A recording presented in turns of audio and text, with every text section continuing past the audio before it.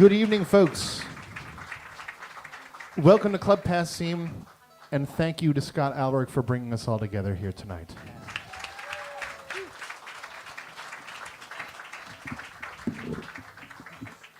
My name is Matt Smith, and I'm here from Club Passim, and I just want to do a few things of housekeeping before we get this performance started here tonight. We need to point out our exits for you. We have an emergency exit up on stage to the right. There's one back out the way you came in. We ask that you keep the aisles clear for the wait staff. I'd like to get a big round of applause to Lynna and Zoe, who are your wait staff tonight. To Abby, who's working in the live stream. Alex, the box office. And Albiro and Gloria are in the kitchen. And we are so grateful to be here once again putting on music for you all 7 nights a week. It's been a long time coming. It has been an interesting couple of years. And we have information on Passim on the tables and chairs around the room. There's some of our newsletters and some information on membership if you're not a member of Passim already. We are a nonprofit organization. We've been running as a nonprofit now for 27 years. The venue has been around for 64 years here in Harvard Square. And as a nonprofit these days, we give we have music school, we have the venue, we give grants to artists every year. We give out $40,000 in grants through the Iguana Music Fund. And and also during the pandemic, we started something called the Passim Emergency Artist Relief Fund, and we've just rebooted that and started raising money for that again. We have a $20,000 challenge on the table. We can raise another $20,000 of our own before the 20th, which is coming up fast, and we are getting there. But there's information on the tables about that, and so we're so grateful to be able to be raising money for artists. If we complete that challenge of $20,000 and get another $20,000, we will have raised over $200,000 for artists through the pandemic to help with their living costs. So this night is used as a benefit for the Village Fund, which Agnes will tell you a little bit about later on. But we have a fantastic show. Please do make sure, it's okay to take photos, but please make sure you turn flash off on your devices and turn sound off on your devices before we get things started here. And we are going to start things off with some words from the family. Please welcome up to the mic Elizabeth Swenson.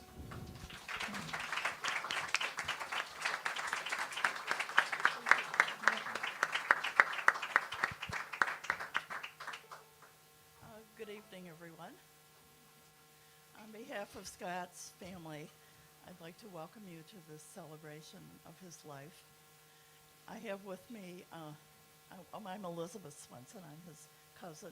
I have with me my brother David Von Fisher, who also is Scott's cousin, and my daughter Kirsten Swenson, who is his first cousin once removed. I had to work on that one. And I'd like to also recognize the Park family who are here as part of Scott's family. I have known Scott from the moment he was born. He was a very mischievous child, as you can imagine. He loved to tell stories, and there was nothing more fun than a good political argument. So I'd like to thank the people who have put this on tonight, and if I miss your name, please know that I'm sorry. And first of all, whoops, that's your name? Alistair Mook, sorry. I just met him today. And Michelle Concession, and as well as Club Passim and the people who work here. And finally, I can't remember who else. Oh, the New England folk community. So thank you all so much for putting this celebration on of Scott's life.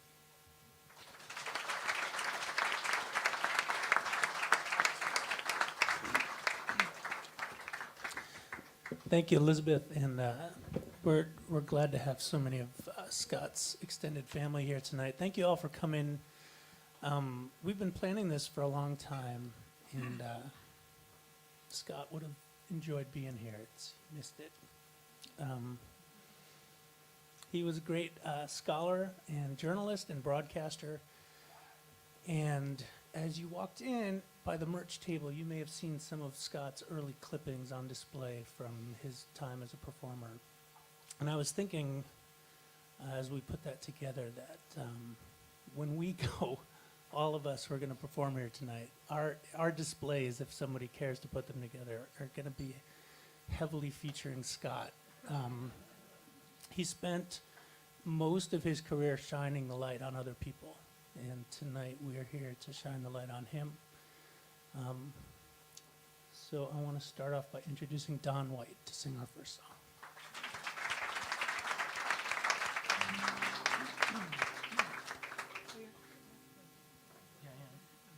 Scott Alarik was a really good friend of mine.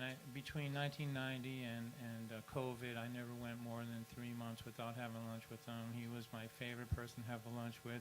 He was opinionated, and he was well educated, and if you argued with him, you better know what you're talking about, because whatever the subject was, turns out he would have been an encyclopedia on that subject.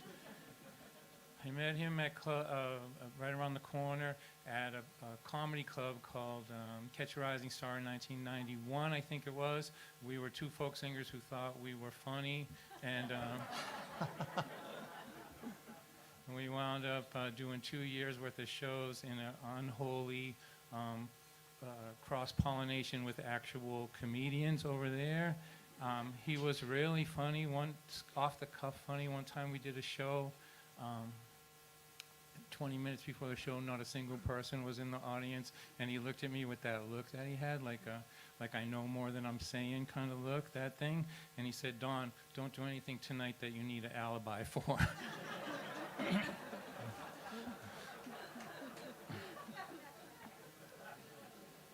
I miss him something awful. About 12 years ago, he told me that when he was 18, he registered as a conscientious objector in the Vietnam War, and spent 2 years, I think his 18th and 19th year, in federal prison on principle. And that separates him from everybody I know in this world.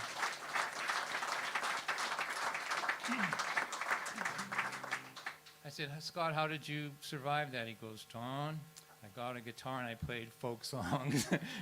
He goes, "You want to talk about an unholy cross-pollination? I spent 2 years playing folk songs to conscientious objectors and murderers." All right, this is a song that I wrote about working people, which is something Scott and I talked about all the time. Utah Phillips and Pete Seeger, and how music can actually affect people's lives.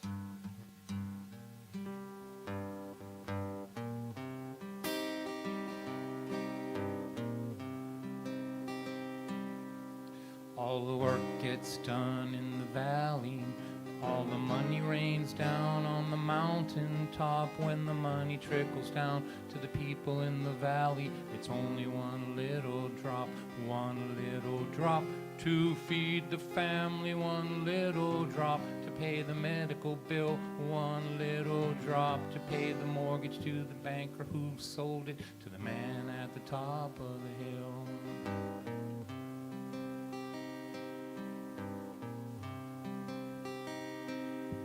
Oh, they work so hard to divide us with a steady stream of lies. 'Cause if we ever stop fighting with each other, we might start asking each other why. If all the work gets done in the valley, why does all the money rain down on the mountain top? When the money trickles down to the people in the valley, why is it just a little drop, one little drop to feed the family, one little drop to pay the medical bill, one little drop to pay the mortgage to the banker who sold it to the man at the top of the hill?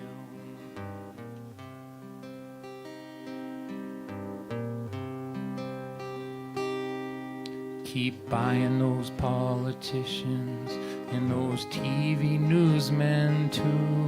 Make them say every day that my problem is my neighbor, when I know that my problem is you. Just keep lying about corporate tax breaks, how the jobs are gonna trickle down. But beware of the day when the people say that they are sick of being trickled on. One little drop to feed the family, one little drop to pay the medical bill, one little drop to pay the mortgage to the banker who sold it to the man at the top of the hill.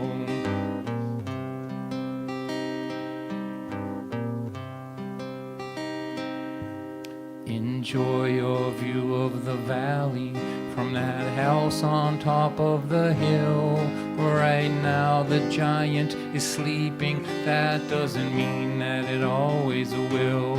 'Cause when the sleeping giant starts moving, it is impossible to stop. You know every flood that ever washed a city away started with a little drop. One little drop will start an ocean. One little drop will start the rain. One little drop will start the flood that's coming to wash the gilded city away. If all of the work gets done in the valley, why does all the money rain down on the mountain top? When the money trickles down to the people in the valley, why is it just a little drop?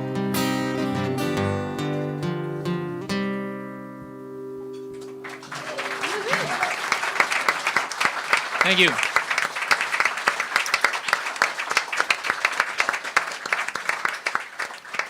Please welcome over here a good friend of our community, really a friend to everyone in our community, Kathy Sands-Bamer. Good evening, everyone. As Kathy Sands-Bamer, and I am here on behalf of the Boston Area Coffee House Association.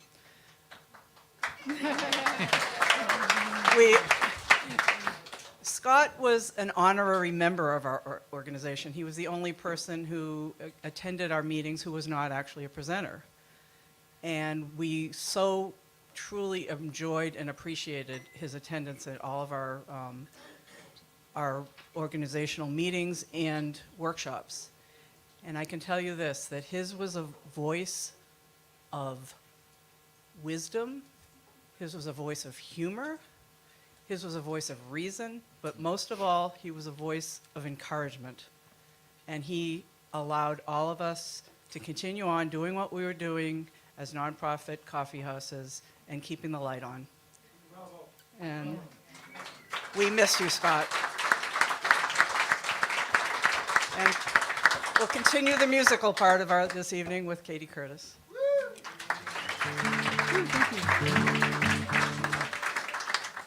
So I appreciate so many things about Scott, but one of them is the way that he loved and supported the artists in the community, and would bring us together to play events that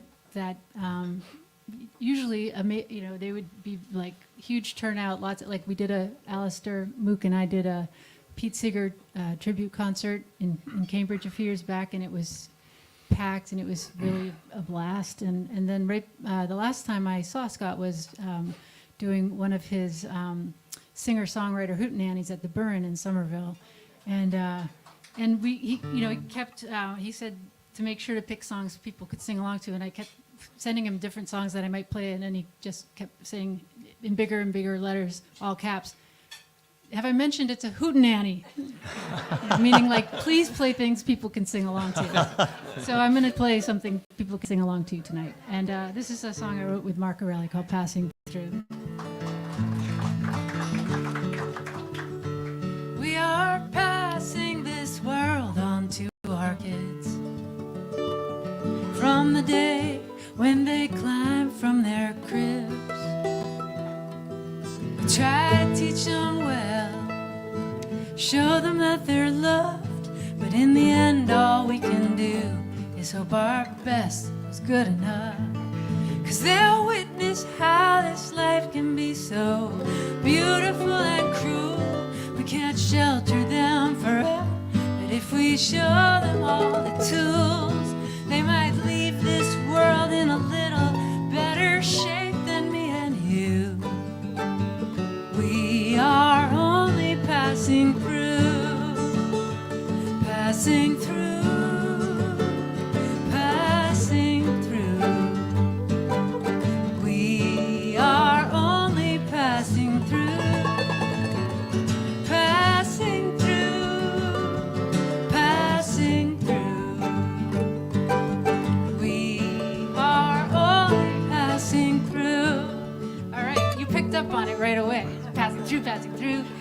passing through, repeat. We are watching this world from our living rooms. More than 50 years since we walked on the moon. This big blue ball is shrinking. I don't know if that's good, but for better or for worse, now this whole world is our neighborhood. And there's no place left to run to stay above the fray. We better learn to get along and not just to get our way. Not only for each other, but our children's children too. We are only passing through, passing through, passing through. We are only passing through, passing through, passing through. We are only passing through. And I wonder sometimes, what will I pass on? How much is one voice with just a song? Sometimes injustice and indifference are all that we see, but I refuse to let my hope become the latest casualty. So I'll sing out love and truth and try to practice what I preach. If I can't change the world, I'll change the world within my reach. What better place to start than here and now with me and you? We are only passing through, passing through, passing through.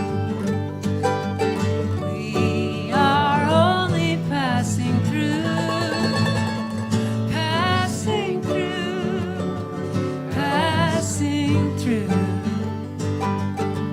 We are only passing through. We are only passing through.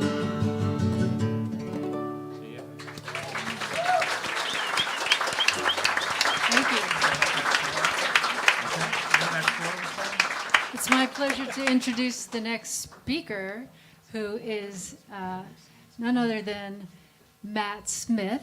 I would just like to mention, yes, he's been here 27 years, and he let me know that at year 25, he actually tied the amount of time that the Donlins were here, and now he is 2 years beyond how long the Donlins were here. He's an amazing guy who's really kept this place afloat, kept the kindness and the spirit of Club Passim to making it a place that everybody wants to play in the whole country. So thank you so much, Matt. Thank you, Katie. Hi, folks. So I first started coming to shows here back in 1993 and knew about Scott very early on. Scott was, of course, the folk writer for the Boston Globe. This was at a time when both of the major newspapers in the Boston area had dedicated folk music writers. That's a hard thing to wrap your mind around, isn't it? Well, I knew who Scott was, and when I started working here, I got to interact with him more, both on stage and off, when he was performing here. And he would always ask me about what was exciting, what was the new thing coming up. Because, well, he was always someone that had such deep history and knowledge of all the music that would come through this room. He would keep asking me, like, what's the new thing? What's the exciting thing? And a story he always used to tell was that probably back in 1995, I kept pushing into him a CD of Laurie McKenna, and before he knew who she was at all. And he said, after that, I trusted you, Matt. I trusted you. I think you were okay. And Scott introduced me to so many things that I didn't know. And Scott, if you didn't know, how many of you did any of you come to the Passim 60th anniversary concert over at the Schubert downtown? Well, we had a video for that, a 60th anniversary retrospective video that you can find on YouTube that Scott narrates, and it is just a beautiful piece. And so to have been able to work with him on that was just such an honor, such an honor. And actually the last time, or well, when we did one of the Alistair's Pastures of Plenty nights here at the club back when we weren't having audiences in here a couple of years ago, we had just a live stream with the performers, and I got to read a piece that Scott wrote for that event as well, and what an honor that was. And so Scott was truly a mentor to me in many, many ways, and such an honor to know him. And Scott also has done many, many video recordings for the Folk Alliance International, and I would like to introduce the executive director of the Folk Alliance International, who has been here on our stage speaking, but not with a guitar in probably about 20 years. Angus Finnett.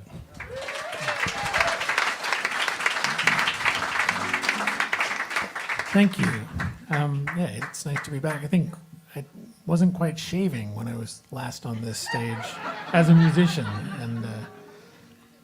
And Scott was many things to many people, and to the community of Folk Alliance, and on behalf of the staff and board and membership of Folk Alliance, you know, it's with love that we remember him for his role as the script writer for the Lifetime Achievement Awards for Folk Alliance International.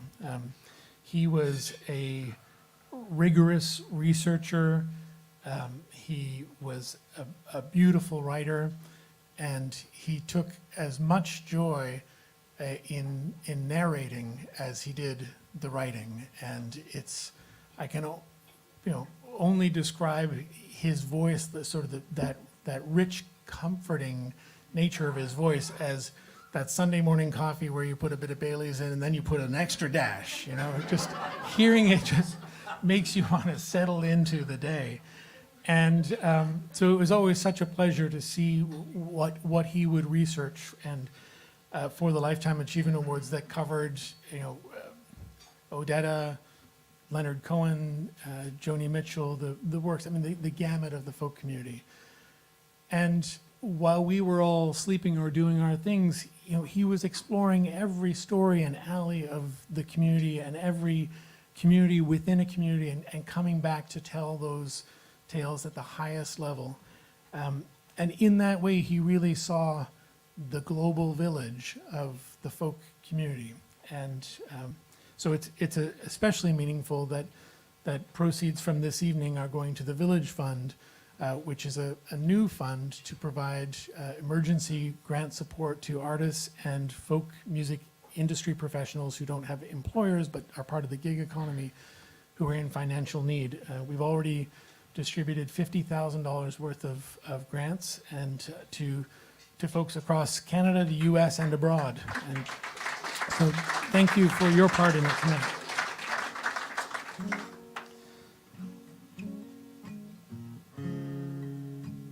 This is a bit of a farewell song. It wasn't meant to be this kind of a farewell, but it's fitting all the same. It's called Moon on the Water.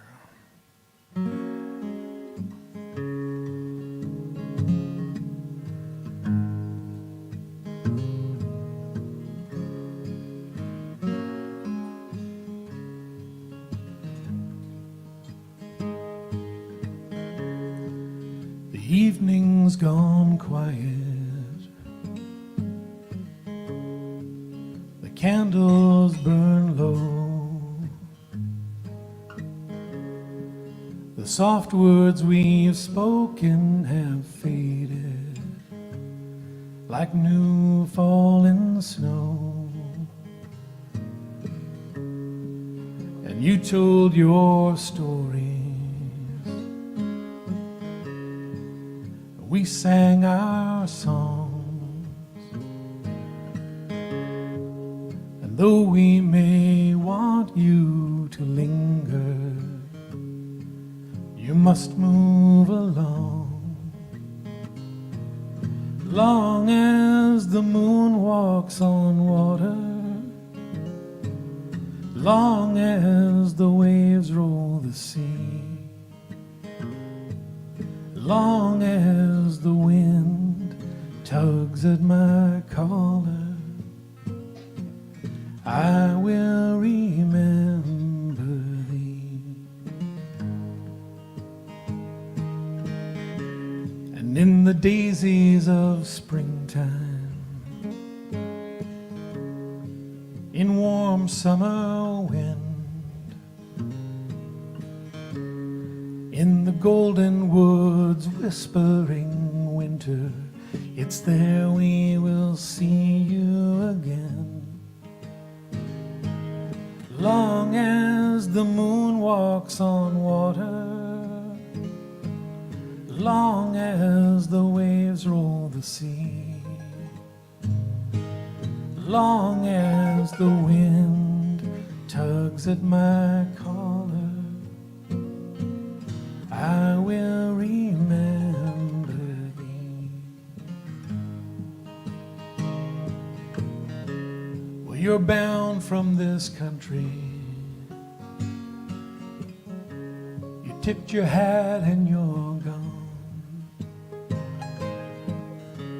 But each crossroad will serve to remind us that this is where you belong. Long as the moon walks on water, long as the waves roll the sea, long as the wind tugs at my collar, I will remember thee.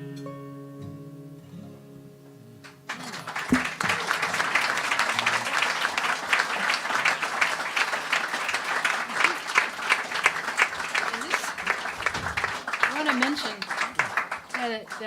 that this is actually Scott's guitar that we played tonight.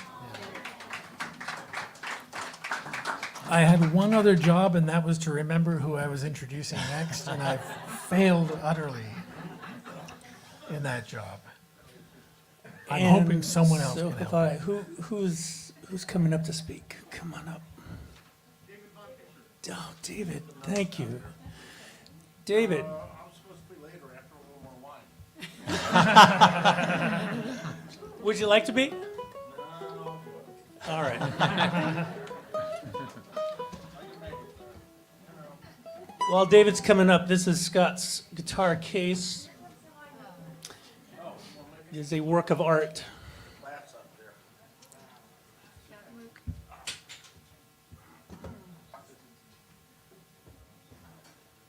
Few nerve problems here, but you know what? We all get by. You put that up. And no, you don't need to make someone sit down right where you want to. sit down and I'll put it back down again. Oh, there we go. Wow. Okay.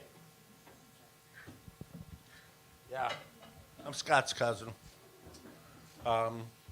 We were born 6 months apart, 800 miles apart, but we were buds. I tell you, we spent summers together, and you know, I was here moving a few of Scott's things out of his apartment the other week, and Alistair gave us a hand, and I told him a couple stories.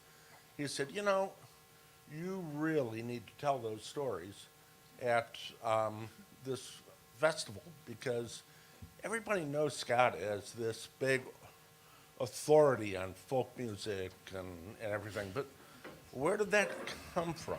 And what was he like when you guys were kids? And well, I got a lot of notes here, and I'm going to drop a few of those, but we're going to keep it G-rated. But I'll just say this: we got together summers. It was fortunate. I grew up in Cleveland, Ohio, and Scott was in Minneapolis. But all of our relatives, for the most part, were in Minnesota. So I spent summers up in Minnesota, and every once in a while, Scott would come to Cleveland. But in the summers in Minnesota, we spent a lot of time at our grandparents' house. You guys all know the CD here. And that's the house. So spent a lot of time there, and then spent a lot of time up in northern Minnesota on the lakes, which is where things really happened. Oh yeah, oh yeah, a lot of fishing, a lot of hell raising. Uh, did you guys ever notice this about Scott? He had that little smirk and that little sparkle in his eye. Yeah, he could raise some hell. So I was the older and wiser. He was the daredevil. But before we'd go up to the lake, we'd always stop at our favorite store in Minneapolis, Carlson's Odd Shop. And we'd stock up on sneezing powder, itching powder, cigarette loads. Those were a great one at family outings. Smoke bombs. We'd stock up on that kind of stuff. So you get where I'm going here. I mean, we'd be up there and out in the great out of doors, and do you know what happens when you push over an outhouse full of hornets' nests? They come out.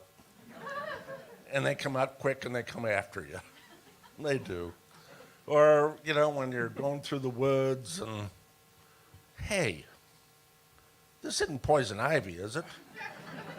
No, poison ivy's got 4 leaves, I think. Oh, okay.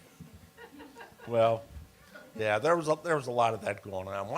One of the coolest things, we thought it was, others didn't, but the cabins would all have screen doors, and Scott figured out a way to balance that latch on that door, so when somebody would go out, when it slammed shut, it would drop, and they'd come back and, the door's locked. Nobody could figure this thing out. How is this happening? Every time I walk out of here, that was Scott. So anyway, we did a lot of that kind of stuff, and it was a great time. And musically, gosh, it was all kind of sitting around the campfire at night, and Scott's mother Carolyn playing her guitar, and a lot of cowboy songs. Streets of Laredo, yes, family hit every night. But she did a nice job on that, and. But other than that, then, things were changing. And Scott and I both were starting to get into the British invasion and the Beatles and the Stones and, all of that. And then we'd go away. I wouldn't see him all winter, and he wouldn't see me, and we'd get back together next summer. So now I'm trying to think of it, put a date on this, but this is probably... I was 16, he was probably 15. He came to Cleveland, and I said, Scott, I got this new stuff I've been listening to. I think you're going to like it, but we're going to spend some time listening to it. And we would sit in my bedroom and play Bob Dylan and Joan Baez and Ian and Sylvia, and I can go on, but all of this folk music, and I had an acoustic guitar, and it's kind of hard to play Rolling Stones and stuff like that when you don't have a drum set and a bass and everybody else to back you up, but you can plunk away and sing some of these songs. So that's what we would do. And one night, I knew of a little club downtown. I'd been there a few times. Very similar in size to this. Downstairs, low ceiling, was called La Cave. I don't know if anyone, I thought we'd have an older crowd here. So La Cave was the place. It was the coffee house, and tremendous acts and everything. And I said, hey, we'll go down there, and there's a great guy playing, and let's do that. So we did Friday night, Saturday night, whatever. We had my mom drive us downtown, drop us off a couple blocks away from the place, so we didn't show up with her. And and we'll meet you right back here. And we went in and I said, now, Scott, here's the drill. You got to walk tall, act old, smoke a cigarette, go in there, and they'll think we're of age. And we'll get in, and we can go in there, and we can order beer. Now, order the dark beer, because the dark beer makes you seem older, we thought. It's funny how I remember all this. And so we did, and we went in and ordered a pitcher of beer, lit up some cigs, boom, we were in. They took our order, and we were sitting there, and we were choking down this dark beer. But having a good time, giggling a little bit, and, telling stories, and the performer got up on stage, and he started playing, and, we're just having a good time, not really realizing what we're doing, and all of a sudden, the music stops. And we're still talking away, hey, yeah, performer, I remember it vividly. The performer looks at us, said, now, boys, I don't want to come on strong, but if you came to talk, you came to the wrong place. We're sorry. And that's the way that night went. So I don't know if we're being streamed. I guess we are, right? And if Tom Paxton is by chance listening in, 50-some years later, I'm real sorry, and I'm going to apologize for my cousin Scott.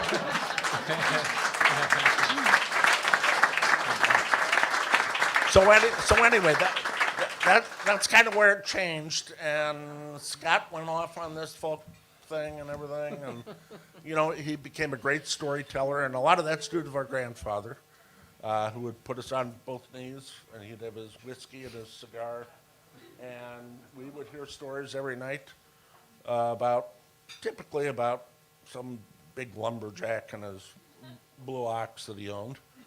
And by the way, just one last thing, if you open up this jacket and you open to the lake there, well, there's our grandfather and Scott waiting on the mailboat. And no doubt hearing a story about how that lake was formed by some big lumberjack's footprint. So anyway, I thank you guys for coming and all the support that you have given my cousin, and we're all going to miss him. We will. So anyway, on with the show.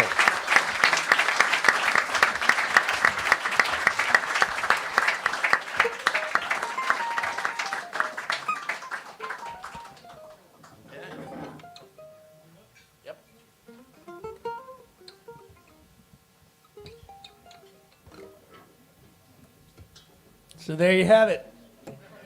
Tom Paxton, right? First concert, pretty good.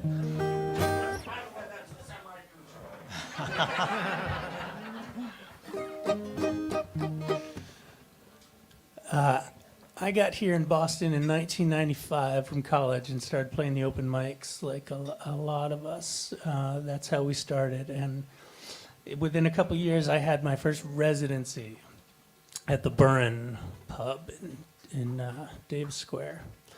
And it was roomy in there, week after week. Scott came.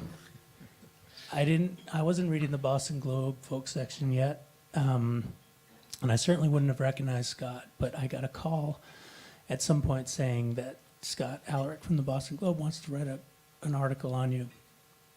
And I remember so vividly talking to him that first time in a phone booth up in the camp that we would go to over the summer in New Hampshire, and I was just shaken to talk to this guy who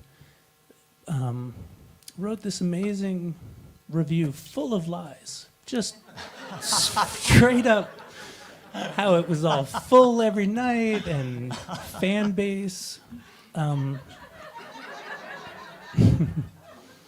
He, as a journalist, he was more of a folk musician. He was interested in the story more than the facts, and he was willing to tell the story that he felt was the truer story underneath the story. It was these things, you get these reviews along the way as a performer, and these things can open doors slowly for you. But more than that, as a young performer, just to hear that somebody who knows what they're talking about, who has a real love for the music, cares about what you're doing, and is interested, it is a lifeline. I mean, we don't make a lot of money at this, and you certainly don't when you start out. And you need some people to believe in you. And Scott did that for a lot of people in this town and around the country. He was a very, very generous reviewer. And he knew, because he was a performer, what that meant to people. And he was willing to give that gift. So I will be forever grateful. He changed my life, and he was a mentor and a friend to me for the 25 plus years that we knew each other. Sean and I, at some point, I said I want to start a sort of a hootenanny series, something like that used to happen in town that wasn't happening so much. When I came up here, it was a very contemporary singer-songwriter scene, and there wasn't a huge amount of tradition. And I had this vision for it, but I had no title. And I took Scott out to lunch and told him about the series. He was very positive. And then I told him the name I had for it. He said, "That's terrible. That's a terrible name for that series." And he said, "You should call it Pastures of Plenty." And so we have, and it's been 20, we just had the 20th anniversary of that series a couple of years ago. And so I wanted Sean to be here. Scott was a very big part of that series. Sean's been a big part of my life here in Boston, and so many people's lives here in Boston. So thanks to Sean Staples for being here.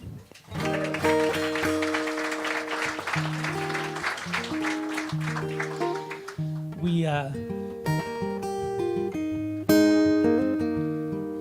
some of us gathered with Scott's family today to put his ashes in the Charles River.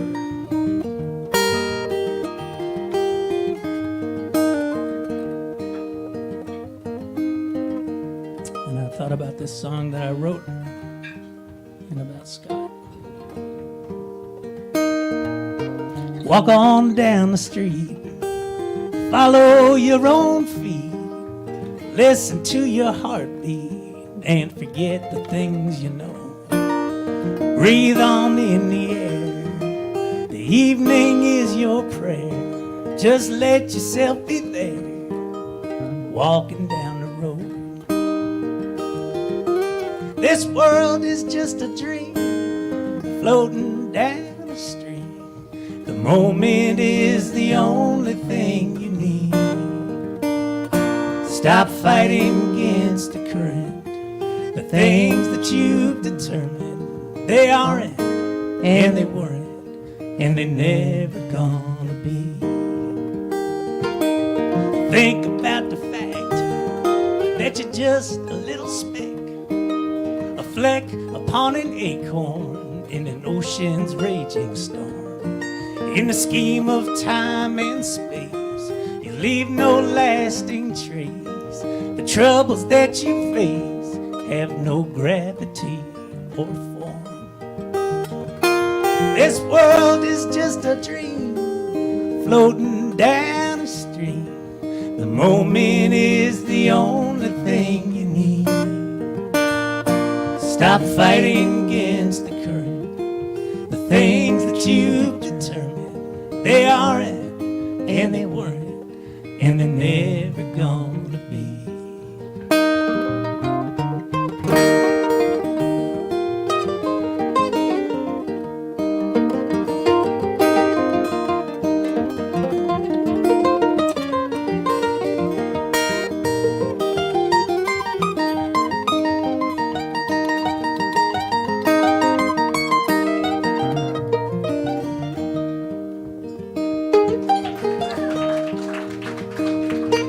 The simplicity of Darwin, the flowers in the garden, the molecules of carbon, and the things you never see are just below the surface of this agitated circus. Stop searching for a purpose when the point is just to be. This world is just a dream floating down a stream. The moment is the only thing you need. Stop fighting against the current. The things that you've determined, they aren't, and they weren't, and they're never gonna be. They aren't, and they weren't, and they're never gonna be.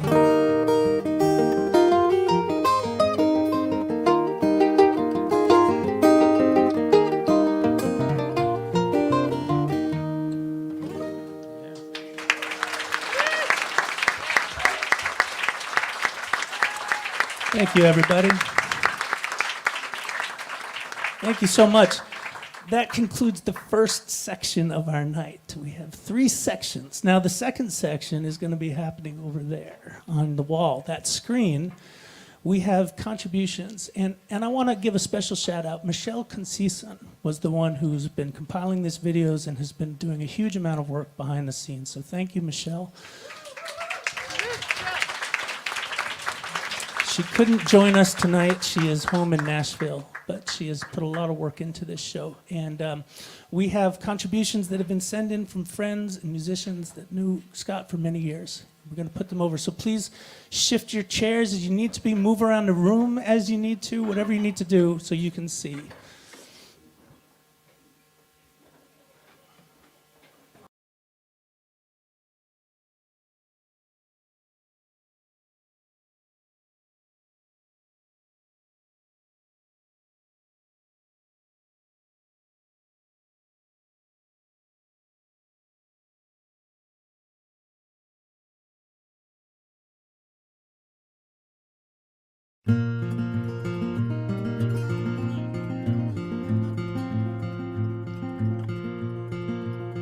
If you knew Scott Alarik at all, you knew he had a deep love for the people around him and an unshakable faith in the power of community. And that faith was what guided him and grounded him his whole life. I mean, hell, he wrote books about it. You also learned he had an infallible moral compass. And he was able to see clearly to the heart of pretty much any issue and untangle it for people like myself, who depended on him to express what we couldn't. We were sitting backstage after a show one night in Middlebury, Vermont, and with Carol and Harvey Green and the cadre of volunteers that made the whole thing work. And it was one of those wonderful times you sometimes get after a show where food arrives and drinks are opened and the focus shifts away from the performers to where it belongs. The community and the volunteers who make everything happen. We got talking about how a few of the performers on the circuit, through talent and hard work and, let's face it, some luck, had moved out of the clubs and had gone on to bigger and presumably better things. And they were no longer available to the places where they'd grown up. And it was difficult for the clubs, who now had to find and develop a whole new A-team, as it were, after bringing these other acts up from the minors. And Scott turned to me at one point and he said, you know, if you're seeing the clubs as a career move, as a stepping stone to something bigger and brighter and shinier, you don't belong in the clubs in the first place. And right there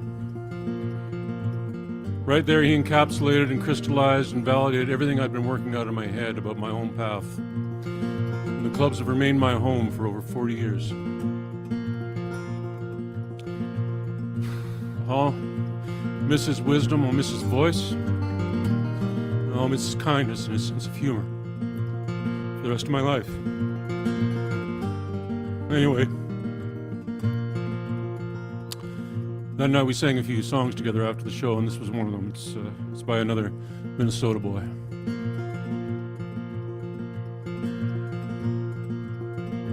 If you're traveling in the North Country Fair and the winds get heavy on the borderland, remember me, the one who lives there. She once was a true love of mine. See for me that her hair's hanging long, that it curls and flows all down her breast. See for me, her hair's hanging long. That's the way I remember her best. And if you're traveling when the snowflakes fall, the rivers freeze and summer ends, see she has a coat so warm to keep her from the howling wind. And I wonder if she remembers me at all, or many's the time I've often prayed in the darkness of my night, in the brightness of my day.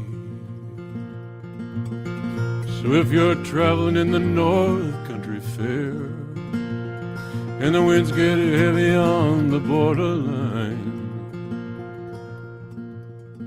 remember me, to one who lives there. She once was a true love of mine.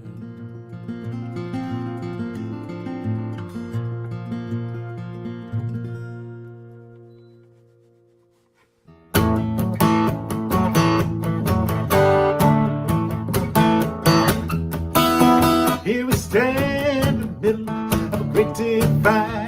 It's time to deliver, but we're taking sides. Those who might lead us have too much to hide, so the world is on fire again. There was a man who once told us of a way we could be. Time of great sorrow when hatred ran free. If our better angels could guide us, said he, think of what good might be done. If we would stand up, we'll get through the night. We'll find some answers, we'll make it right. Justice will flow down, freedom will ring. Think of the good it will bring when we let our angels sing. Hi there, I'm Reggie Harris, and I am so honored to be included in this gathering to pay tribute to a fine musician and an even finer individual. Scott Alarik and I were not best friends. We were associates who from time to time would communicate with each other. We'd run into each other either in folk venues, but mostly it was over email and over Facebook and in other ways, talking about music, talking about politics, talking about race. Scott was always a wider perspective for me. And I wrote that song in 2016, perhaps even inspired by the conversations that Scott and I had. The words were inspired by Abraham Lincoln from his first inaugural speech. But indeed, the search for better angels was something that Scott was always about. And so I just wanted to add a few words here today to say that I am so grateful for the broadening that he provided for me as an individual and also as a musician. Scott brought a lot to our community, and he is dearly, dearly missed. And so to the family and to all of you gathered, we are all better for having known Scott. That much is clear. Thank you. Be well.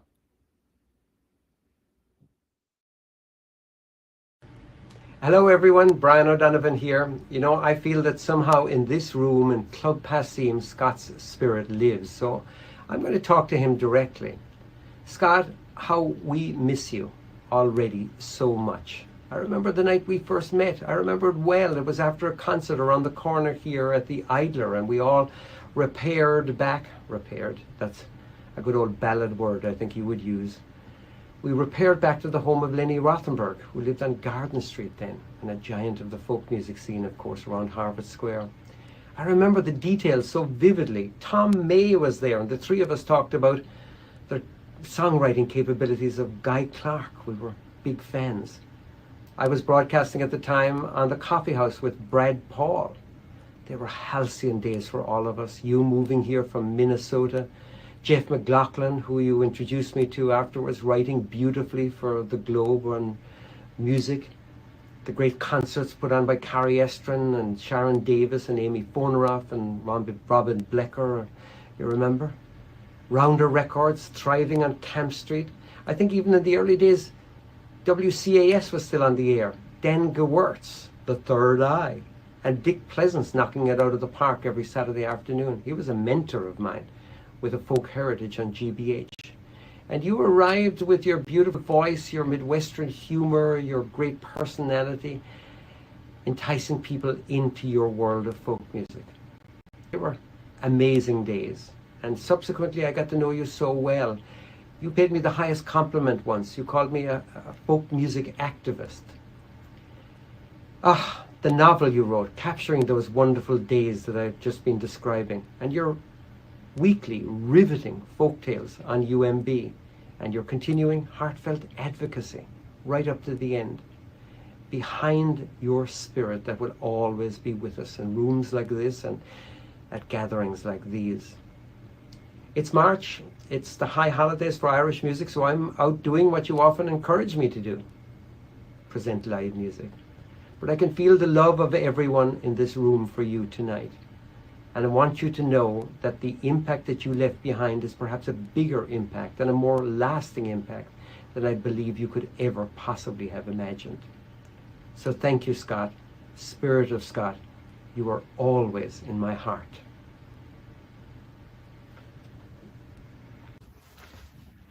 Hi, we're Brian Amador And I'm Rosie Amador. of Sol y Canto, and we'd like to say a few words about our friend Scott. When we were trying to find a place in the Boston folk music community doing Latin music, Scott recognized the value of what we do and was always incredibly supportive. His view of folk music was always expansive and inclusive, and he was tireless in promoting the wonderful folk festivals and performances that proliferate around here. And he always appreciated what we brought to them, and for that we will always be grateful. He also had a very colorful way of writing and expressing things. His quote about us as Boston's sublime ambassadors of Pan-American folk is one of the best things anyone, or one of the most validating things anyone ever wrote about us. Absolutely. And another one, of course, was when we did a family concert in Lincoln, and he wrote how our concert generated an impromptu toddler mosh pit in front of the stage.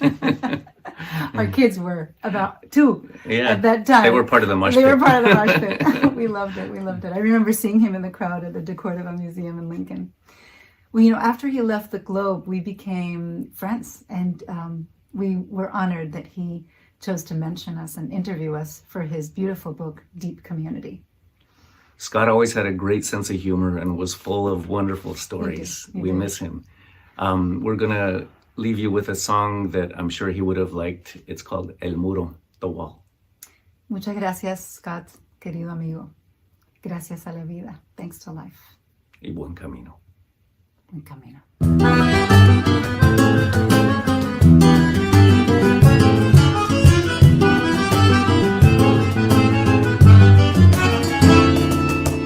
Se fue el gringo en medio de la obra, su gran muralla quedó sin terminar.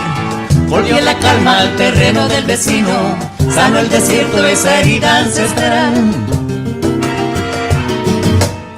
Los animales se filtraron por las brechas de esa frontera que para ellos no existió.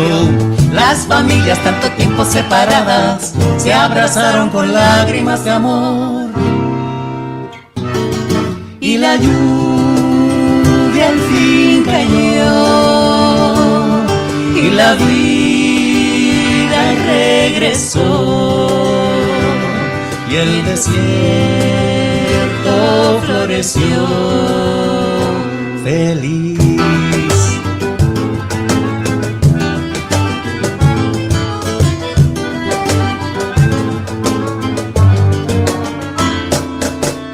Los artesanos comenzaron sin demoras a desarmar aquel insulto a la amistad. Aprovecharon el acero regalado, materia prima para su creatividad. Una estatua de Chabela, una fuente musical, un demonio enjaulado, una torre de hermandad, un puente peatonal sin un puesto de control. Todo aquello y mucho más de esa actividad nació, y la lluvia al fin cayó y la vida regresó y el desierto floreció.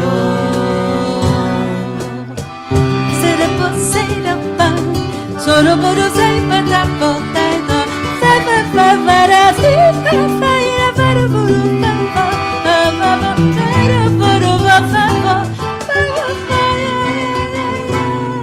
y la lluvia al fin cayó y el desierto floreció y la gente festejó.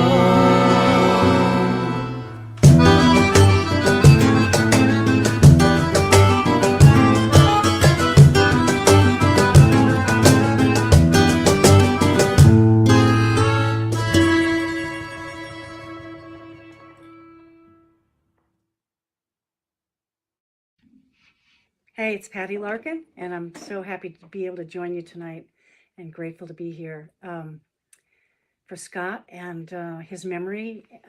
He was a writer and a musician, a folklorist, and a friend, and I was always happy to see him and talk with him. I'll miss him. It was like coming home. I'm going to do a song that I wrote to a Stanley Kunitz poem, the last stanza of Passing Through. The way I look at it, I'm passing through a phase. Gradually I'm changing to a word. The way I look at it, I'm passing through a phase. Whatever you choose to claim of me is always yours.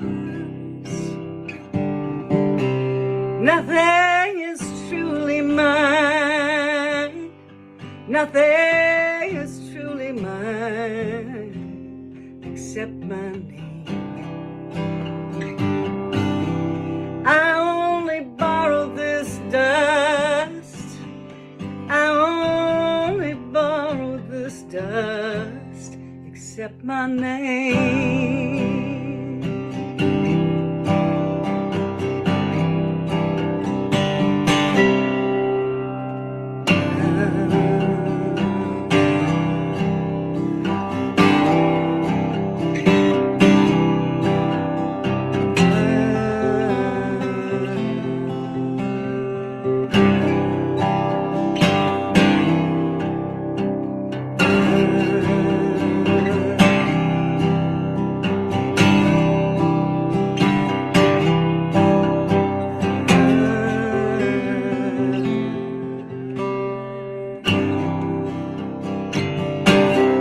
Nothing is truly mine. Nothing is truly mine except my name. I only borrow this dust. I only borrow this dust except my name.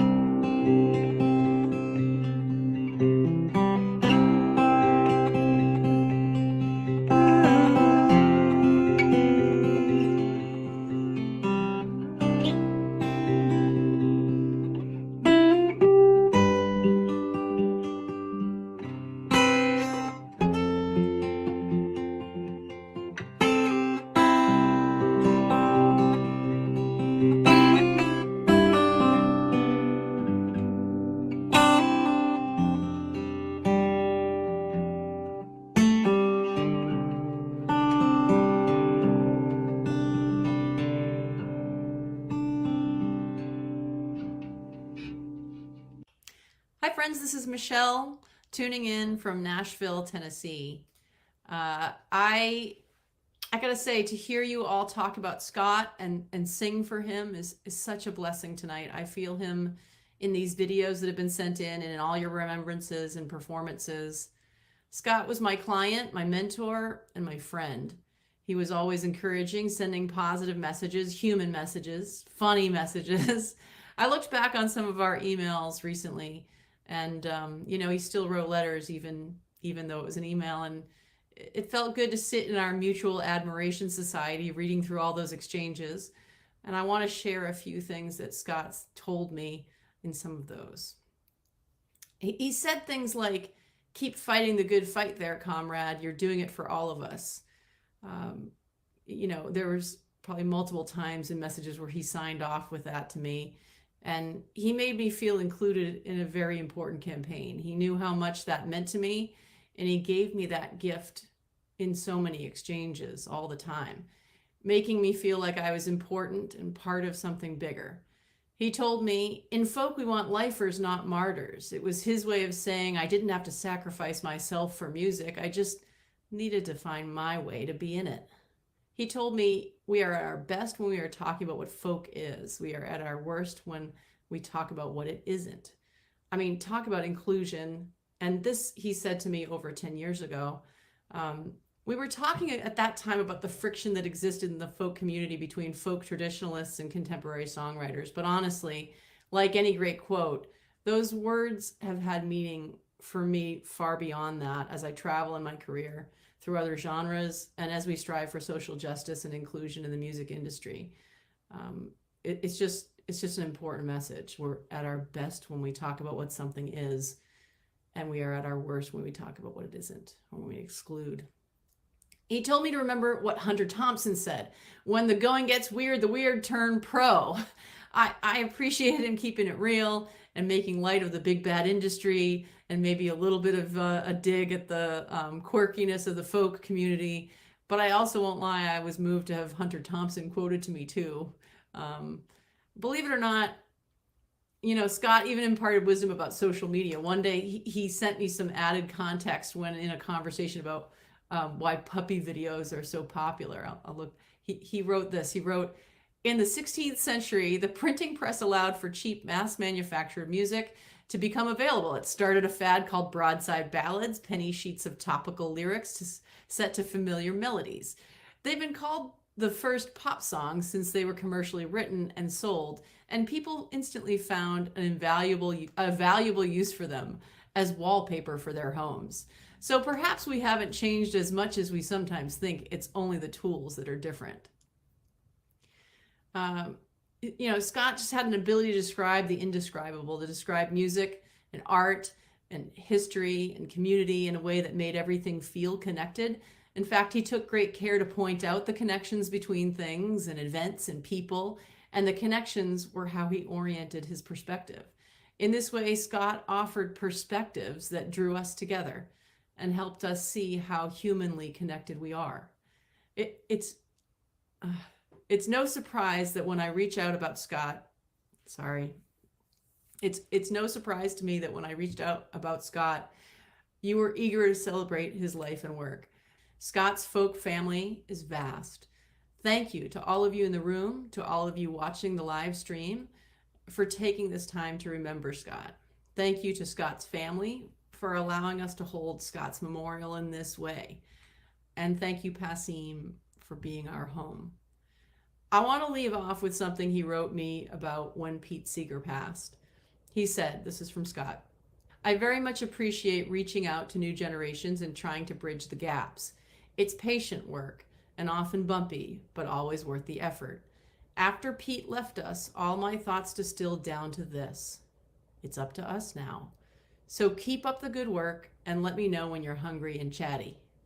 So as much as we are here to send Scott off with love, let's also pledge to keep our friendships in his spirit. To all of you, I say, I love you. Keep up the good work and let me know when you're hungry and chatty. Scott once said something about my music that I had never heard before, and I didn't even realize I was doing. He said what he liked about my songs is that my songs had a reason for being. They taught you something, or they told you something you didn't know. And I didn't realize that's what I was doing. So what I'm going to do is an example of one of those songs. It's called Sunday Breakfast with Christine and Irvin. It contains a recipe for pâte à pain au chocolat. You bake 4 loaves at a time. It takes 10.5 hours from start to finish. And I have baked 4 loaves. And Alastair Mook has them. And after this song, he's going to figure out who they're going to go home with. So here we go. This is for you, Scott. You changed my life just by telling me this is what I was doing with my music, because I didn't realize it. I'm going to flip those flapjacks in the pan, smother them with syrup, cover them with Spam, put Tabasco on your scrambled eggs, chili on your toast. Get ready for the kind of meal you love the most. Popovers, muffins, bagels, and lox. Time to get up, darling, it's 10 o'clock. Squeeze those oranges, grind them beans. It's time for Sunday breakfast with Christine. Oh, I know you were out late last night and you don't want to wake up. What if I bake your favorite pâte à pain au chocolat? Okay, okay, close your eyes, my darling sleepy head. In 3 hours, when you awake, I'll serve Sunday breakfast in bed. For the perfect Sunday breakfast, you must start the night before. Take a large glass mixing bowl, into it you pour a packet of yeast, pinch of ginger, 3/4 cups hot water, cup of flour, stir, cover with plastic. Let sit for 6 hours. In the morning, when you wake up, stir the sponge down. Add a 1/4 cup of non-trot dry milk, mix that all around. Add 2 teaspoons of salt, have a cup of warm water, 3 tablespoons of softened butter, just like a farmer's daughter. Add 2 tablespoons of sugar, 2½ cups of soda flour till it forms a shaggy mass. Get ready to feel the power needed for 8 minutes. The dough feels fantastic. Put it in a grease bowl, cover it with plastic, let it rise for an hour. As you go back to bed, listen to the radio, anticipate the bread, punch it down, separate into 4 little balls, let it rest under a towel for 5 minutes. That's all. Uncover, flatten each bowl into an oval. It won't take too much trouble. It makes sounds as you pass out all the bubbles. In the center of each oval, put 2 ounces of the best chopped chocolate you can find. Try Fabergé, it's French. Fold each oval into a loaf, pinch the seam closed. Tuck under the ends, put in greased baby loaf pans to doze. Under wax paper for 20 minutes, it will rise. Preheat the oven 375 degrees Fahrenheit is wise. 20 minutes later, pop the breads into the oven. Set the timer for 25 minutes. Perfect for my lover. Bread is done when the top is golden. Bottom sounds hollow when you tap it. Put one loaf aside in aluminum foil. Wrap it. Stick it in the freezer. Save it for a rainy day. Eat the others while they're warm. You hear a darling say, "This is the most delicious bread. I must have the recipe." Guess what now you do? Bon appetit. I flip those flapjacks in the pan. Smother them with syrup. Cover them with Spam. Put Tabasco on your scrambled eggs. Chili on your toast. Get ready for the kind of meal I know you're gonna love the most. Popovers, muffins, bagels, and lox. And now your favorite pâte à pain au chocolat. Squeeze those oranges, grind them beans. It's time for Sunday breakfast. Wake up, darling, Sunday breakfast. Time for Sunday breakfast with Christine. Take it away, Alastair. Give those 4 breads to a good home. Very nice. Want a bite?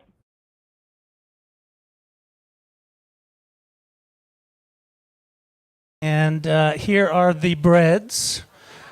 There are 4 of them. We considered auctioning them off, but it seemed like a lot of work. So instead, we encourage you to go get Scott's merch in the back, and all of that money will go to the Village Fund. But the breads go to his family, 2 for the Swenson von Schmitz, and 2 here for the Park family. Thank you, Christine. Enjoy. While our last set of performers are settling in up here, I just want to acknowledge how many folks are watching online, how many folks are in this room who were important in Scott's life and who are important parts of this community. Steve Morris is here from the Boston Globe, the rock critic for many years. Mark Simos from Berkeley. Jeff Bartley is here. Perry Persoff from WUMB, and I know Jay Moberg is watching at home. The hardest part of putting this show together was trying to fit it in under 4 hours. Scott touched a lot of lives. But I think we've done pretty well, and we have a good representation here of the many, many lives that Scott touched. So here are 4 more, starting with Vance Gilbert. Thank you so much. I won't keep you long, but I wanted to show you this. Our Ken Irwin and Marion here from Rounder. Are they here?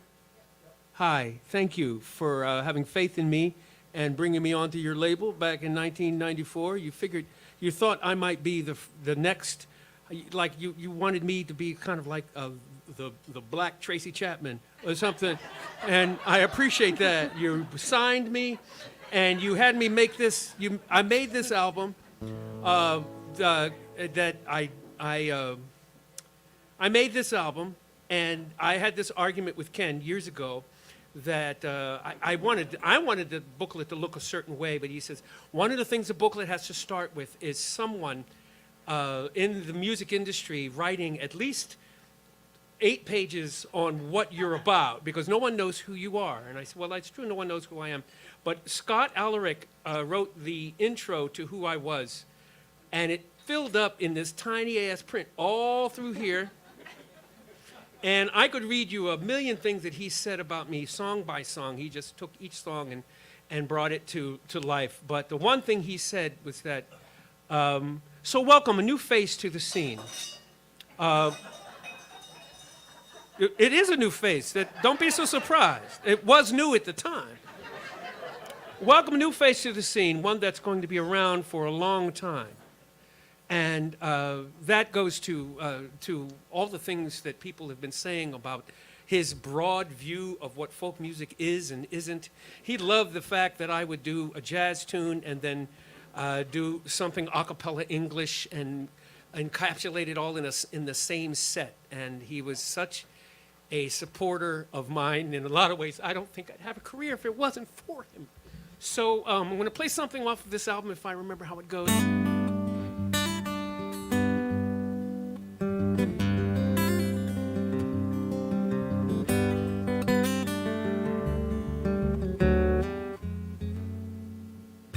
Angel of mercy, whisk me away. Sweep me into tomorrow, so that this day is done. We'd be finished with goodbyes, our hearts already broken. Not used to the lonely, but one day alone. Now time is a demon, and it just marches on. Too quick for the old, too slow for the young. Oh, but just when you need it to pick up the pace, it lingers with heartache, stays in one place. But you tell me that time heals all, and that will make it all right. You tell me we can make this so easy if we think of this night like it was a thunderstorm passing over a bird in flight. And I can learn to think that we too. If goodbye was a moment, if this moment was lightning, if your heart was an open window, if these teardrops had wings.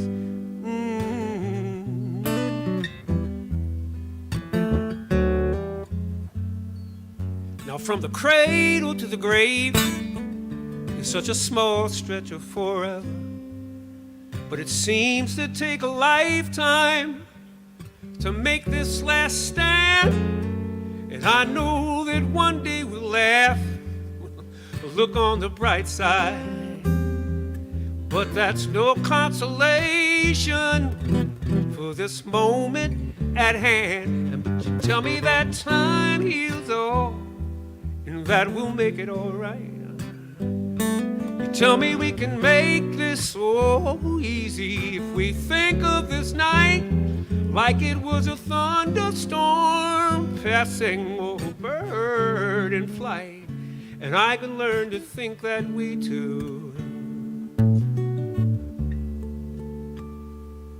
If goodbye was a moment, if this moment was lightning, if your heart was an open window, if these teardrops had wings, yeah.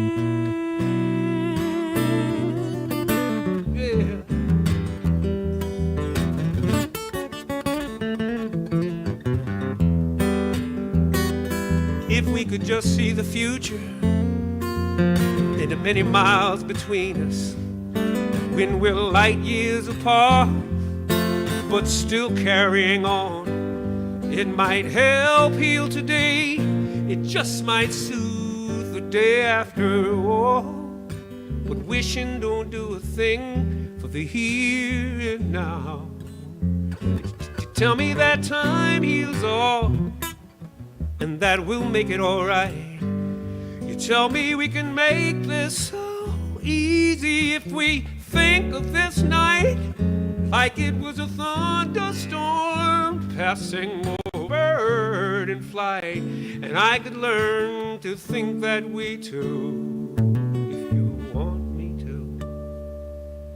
If goodbye was a moment, if this moment was lightning, if your heart was an open window, if these teardrops had wings, if goodbye was a moment, if this moment was lightning, if your heart had an open window, if these teardrops had wings, Lord.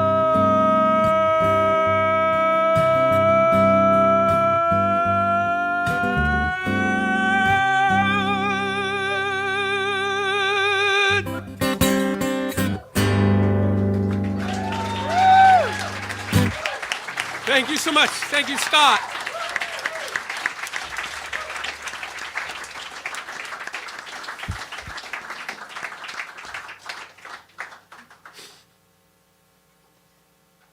Am I next? Okay. Actually, I'm supposed to be introducing some words from Marion Leighton Levy and Ken Irwin. Woo.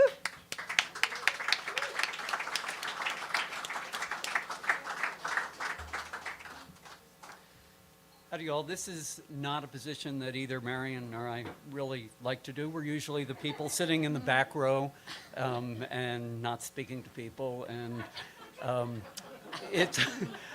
just enjoying the music and the artistry, and it was, it's for Scott that we came.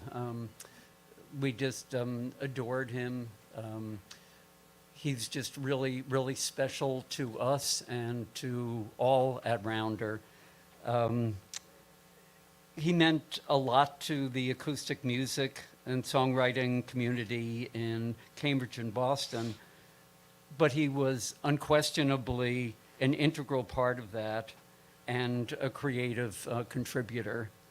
Though we initially met him through his position at the Globe, I think just a year or two afterwards. I think you probably did your liner notes shortly after that time. That you made me put in the album. Go ahead. And it was a good choice. It was a good choice. Scott was always our favorite writer, and Marion will talk more about that. we also got to know him closely when we were working at the WUMB First Folk Festival, where he was on the committee to select artists with us. And it's been a long time, and we had a little bit of that conflict that people have been talking about with the traditional versus the contemporary, with Scott taking both sides.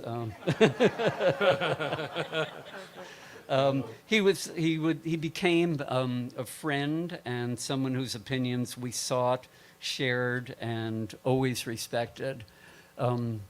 His reviews were so important to introducing a lot of our artists and artists throughout here, and many people that aren't here, to the community. And we also look to them for ideas of people that we should be looking at that we weren't familiar with.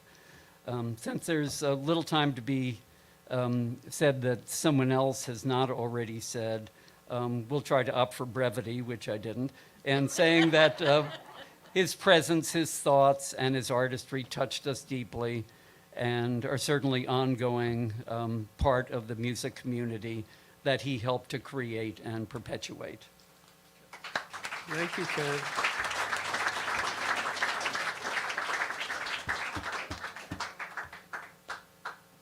And we'll just say in conclusion that Scott was a master of that oft underappreciated art form, liner notes writing. And so that's why we also wanted to say a little bit more about that. And Vance has already introduced it by saying that with a broad range of musical styles, from singer-songwriters, not just singer-songwriters in folk music, but bluegrass, old-time, Cajun, and even polka. With his soulful eloquence, he quickly became our liner notes writer of choice, as Ken has already mentioned. And whether the artist under consideration was Vance, or Bill Morrissey, or Cheryl Wheeler, or the trio Cajun, or guitar great Tony Rice, or the legendary Ramblin' Jack Elliott, or polka Grammy luminary Jimmy Sturr, Scott was a writer's writer when it came not only to his own writing and music, but to liner notes. And lest we forget, founding and editing the New England Folk Almanac cemented his place in bringing together the folk community in, to use his words, a deep and also ongoing way. His spirit, twinkling eyes, sparkling sense of humor, and hearty laugh were all part of what made him such a leading figure in these circles and in folk circles generally, like he had always been here and always would be. Amen. And Dar Williams. Thank you. Music is what we came for mostly, not to hear people talk, and so Thank you. here is Thank Dar. you both. No, thank you for, it's a big circle, and I'm here tonight. I broke my shoulder. I was ice skating in the Olympics, and here I am. So, and I'm so happy because it actually allowed me to call my friend Jim Infantina. We grew up in this scene together, and so it seems so apt to invite him to come play guitar for me tonight for this song that I wrote in the early 90s, back when I was in this scene. Here we go.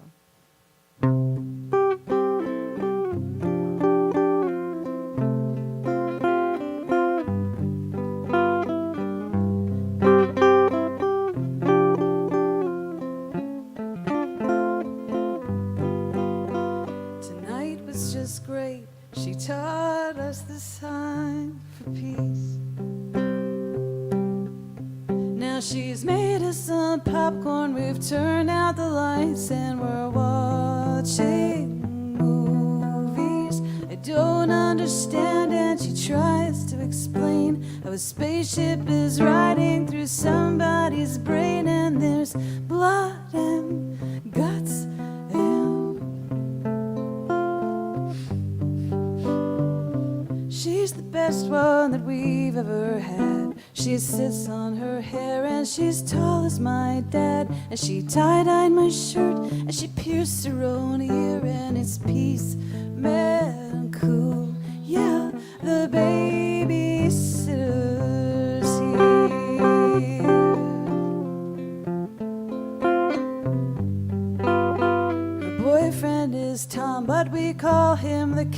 romance.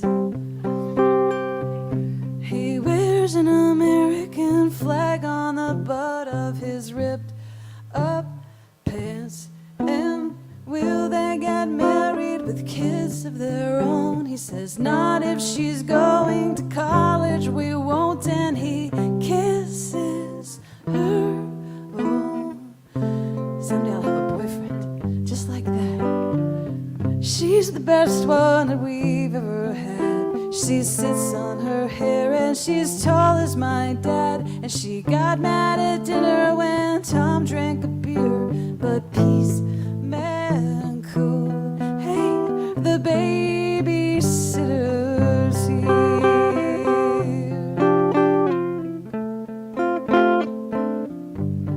And we all went to see her go dance at the high school. We made her a big card and she told us that she'd be the unicorn wearing the pink leotard.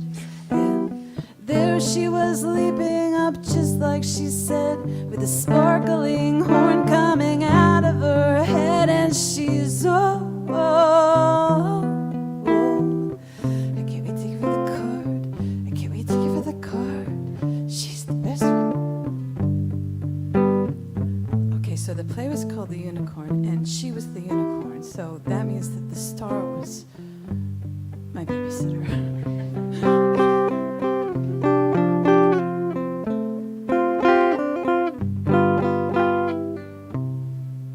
But it's Saturday night, I can't sleep, and we're watching the news. She says, do me a favor, don't go with a guy who would make you choose. And I don't remember the song without playing it. Oh, and all that mascara runs down in her pink, 'cause she's leaving me. Oh, thanks, Jim. You're the best one that we've ever had. You sit on your hair and you're tall as my dad. And I'll make you a picture for college next year. So hush now, peace, man, the babysitter's here. The best babysitter's here.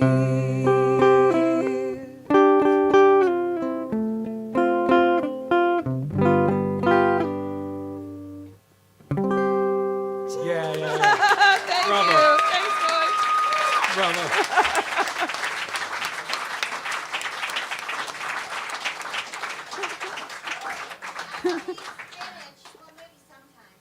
Not all the time. Yes, that was the recording. I was recording at a studio, and Mary, his daughter, his 5-year-old daughter, who's now 68, came down and said that for us. So that's a song that has to do with hippies, and some good hippies, some not so good hippies, and the thing about hippies is that they are. I really value the hippies in the world, and some of them. You wear suspenders, some of them have short hair, some of them have very good hygiene. You know, they know how to disguise themselves. But, you know, they all understand the human scale and the importance. And our hippie neighbor down the street, Noam Chomsky, talks about the importance of the human scale. And I had a friend who went to the Naropa Institute, and she said, you know, we were learning how to be therapists, and they just kept on saying, witness. To witness is such an important thing. That's the most important thing you do. And that's what Scott did. He really valued the human scale of everything that was happening in this area. He really valued it by witnessing it and saying, I really heard that song. I noticed how you did that. And I want to witness it and I want to write it. And he said that when he would write for the Boston Globe, if somebody had some promise and they were an opening act, he would mention them. Even if he said, you know, not quite ready for prime time, but what a wonderful fresh voice. The person could cut out that half of the sentence that said, what a wonderful fresh voice, and put it in their press pack so that when they wanted a gig in Idaho, they could say, well, it's from the Boston Globe. he did that on purpose because he wanted to be the witness that allowed people to have the springboard into the world, because he knew the importance, the human scale of all the music that we were making. So I was so grateful for that. His humor and his kindness were sort of omnipresent, but there was a higher mission as well. And I say he was a very, very good hippie. And there's another great hippie here who is kind of incognito, who also has also been such a great radio presenter and has really brought the community together, has shown up for all of us, and that is Mr. Brian Quinn.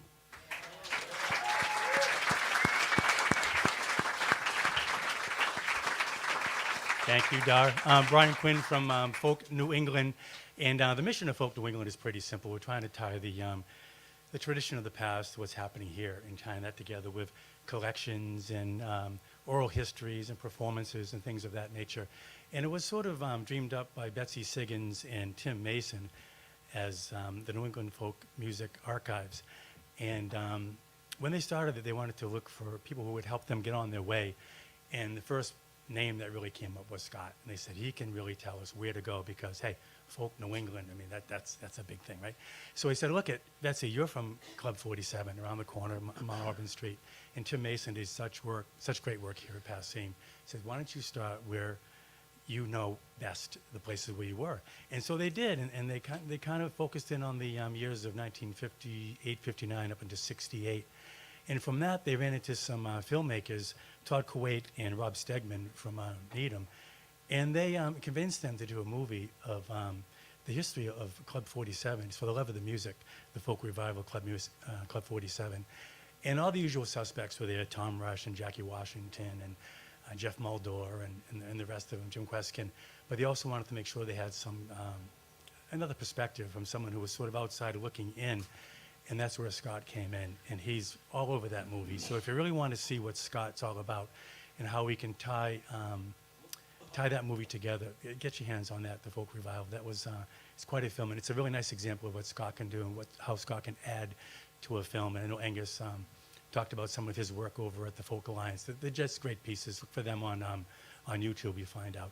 And I had many conversations, just like these folks here with Scott, and it's usually either at the radio station or a festival or maybe a concert somewhere. And one quick example is when he came to the radio station one day, somehow Jimmy Rogers was playing this. Hey, Scott, Jimmy Rogers, the singing brakeman. And he goes, well, Brian, you know how we got that name? And I said, uh-oh. And Dave mentioned the twinkle in his eye and the smirk on his face. I said, I don't know, Scott, how did he? Probably because he sang on the job. I don't know. And he said, well, do you know he did that? And he was the Blue Yodeler. And a lot of people consider him the father of country music. And right there, you got a college course on Jimmy Rogers in just about 10 to 15 minutes. That's about right. And he was all about that, right? So any opportunity Scott had to sort of, to not really educate, but share the knowledge, and that's what it was. It was never a lecture. It was more sharing of the information, because he found someone that was interested in the music that he loved.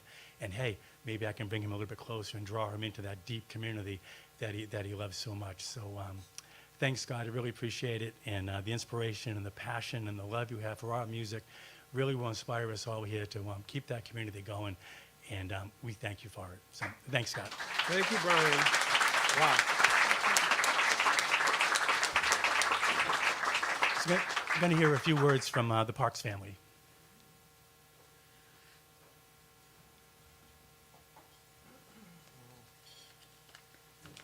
My crib notes. Before I start, just lest anyone gets distracted by the way I sound, I think I should explain that I've lived in England since 1974, but I can assure you that I am a Minnesota girl. Yeah, sure, you betcha.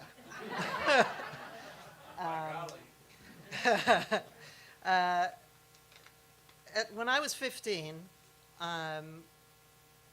I suddenly found myself with not just 2 brothers, but 4, when I became part of a blended family with Scott and his brother and his dad.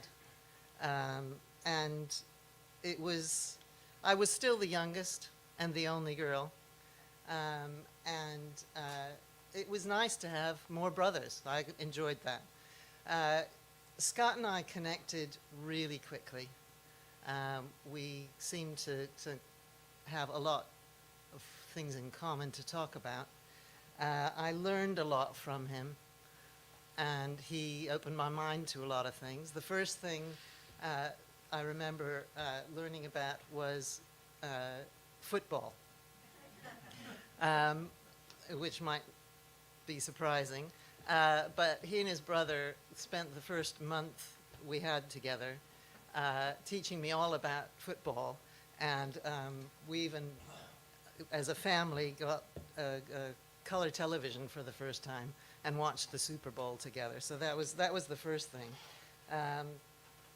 He also taught me a lot about, obviously, music. And we would sing together, and he'd introduce me to different artists, not just folk artists, but later on bands like the Moody Blues and the Who. And obviously, I got a real education in folk music and ended up spending a large part of my teen years at the Extempore Coffee House in Minneapolis. Developing crushes on a number of different folk artists. So music was definitely a big part of our family life. The other thing that was a huge part was politics. And Scott was instrumental in opening my eyes to all sorts of things about politics and protest and standing up for the things that you believe in, even if there's a cost. And I ended up, even when I went to university the first time, studying politics, which I never would have done without Scott. And I learned a great deal from him as a teenager. The other things, we used to talk about all sorts of things. We would talk, obviously, about music and politics, but also we would have conversations about relationships and what we liked and didn't like about relationships with other people. And I remember one occasion we actually went out for the day to find Scott a new guitar. And it was a really special day because we talked all about music and what he was looking for and so on. And I believe it might be the guitar that was highlighted earlier that he bought, the Martin guitar in a slightly battered guitar case, which also might be that one. And regularly throughout the years when we communicated with each other, whether it was on birthdays or just before an election or just random times, we would talk about that day that we spent looking for the guitar. And it was kind of a special bonding thing that we had. Another time, we didn't get over that often. And one year we went to visit my brother Gary and his family in New Jersey. And Scott came from Boston to be there at the same time. And Scott agreed. I was there with my daughter, who must have been about 19 or 20 at the time. And Scott agreed to come along to New York with us, where we were going to do some sightseeing. What he didn't know was that my daughter was a huge Gossip Girl fan and wanted to spend the whole day wandering around Central Park looking at Gossip Girl sites. He really didn't know what he'd got himself in for, but he took it all in good stride to be able to spend time with us, and that was really appreciated both by my daughter and myself. So we had when we did get a chance to get together, and I'm sorry there weren't more opportunities. we did do a lot of kind of bonding to make up for lost time. I think our relationship soon lost the importance of the step part of step brother and sister, and it was big bro and little sis, and I'll miss him a lot. Before I sit down, I just wanted to say how much sitting here tonight, I'm going to get emotional, how much sitting here tonight has warmed my heart, just because I know all your stories and the guitar picking and the singing. It is such a great tribute to Scott, and I thank you for that.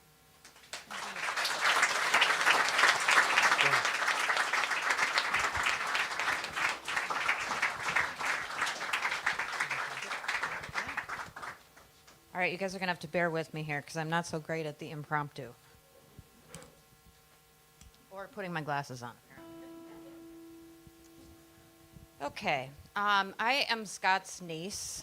Obviously, as Alison mentioned, our family connection started 50 plus years ago when Scott's father, George, married my grandmother, Merle. Being that 50 plus years ago is still a little bit ahead of my time. George and Scott and Steve were family for my sister and I from the beginning of our life, and he was a much beloved uncle. So I will say this, I'm very grateful that I've had the opportunity to talk to a lot of you in the months and days since his death, and have really delighted in sharing the stories that you have of him, and I'm hoping to share a few of mine with you. Okay. My earliest memory of Scott was a Christmas Eve that Scott was home from touring. I was about 6 or 7, which is about as far back as I can remember now. And he arrived at our snowy Minnesota Christmas Eve celebration with his guitar case and his prerequisite Alarik LL Bean tote in tow. Christmas, when you're 6, is already amazingly magical. But that year, Scott was the magic man. He was so cool. Fresh-faced, scrappy, deep-voiced, and kind. His guitar case telling a story of travels to distant lands. Remember that when you're 6, Kansas City is a distant land. I remember forcing him to explain each one of those stickers. I thought him so very worldly, and his jolly, husky voice was made for storytelling. I sat next to him at the fire, rapt as he played and sang the Christmas carols I knew, and he introduced me to many that I had not heard. And Christmas, to this day, will not be the same to me without Coulter's candy and a little Ali Abali bee. While Christmas celebrations in person became less frequent after Scott took up residence in Cambridge, he was never less magical. And each year, he meticulously curated gift packages sent home to all of us, made up of lovely organic treats, chocolates for my mom, because that's her favorite, and loads of music. As a musician himself, one would not be surprised that he sent tunes. But what he sent was thoughtfully curated packages for each of us of music that he specifically selected based on our tastes, our conversations, and our need for growth. And sometimes even tapping into his own stock of cassettes or CDs. These packages came with one catch, and that catch was you had to listen to them, and you had to be willing to discuss them with him. But those conversations were something that I looked forward to every year. For many, if not all of us here tonight, music is the voice of our lives. Music affects and touches us in myriad unique ways. Jack Kerouac said, "The only truth is music." And Scott had an uncanny, unique gift of channeling that truth for others, all the while celebrating how multifaceted that truth was. He was, for my sister and I, he was the single most prominent and influential guide in learning how music speaks to us and lives in our lives. He introduced artists, challenged our tastes and opinions, and most importantly, engaged us on what it all meant. And we could not be more grateful for that gift, Scott. Thank you. Wow. There's more, believe it or not. Flash forward to my teen years. Not so pleasant teen years, mind you. I traveled the summer of 1990 to the Russia and Ukraine to perform in a joint U.S.-Soviet cast that was going on tour to do a show about abolishment of nuclear war and advocating world peace. And the Soviet Union at the time was in the midst of dissolution, and I was like 15. And I spoke with Scott about it on the front end of the trip, and he said, what do you know about the politics? What do you know about the history? What do you actually know about the area? What do you know about the people? And I said, nothing, nothing, nothing, and nothing. And he spent quite a bit of time chiding me to actually educate myself before I went so that I knew what I was getting into and so that I actually could value the experience with knowledge. And then he spent a lot of time with me on the backside, helping have tough conversations to help me unpack that experience. As a naive Minnesota 15-year-old, that was a changing of a lifetime experience, and I spent an enormous amount of time talking with him about it.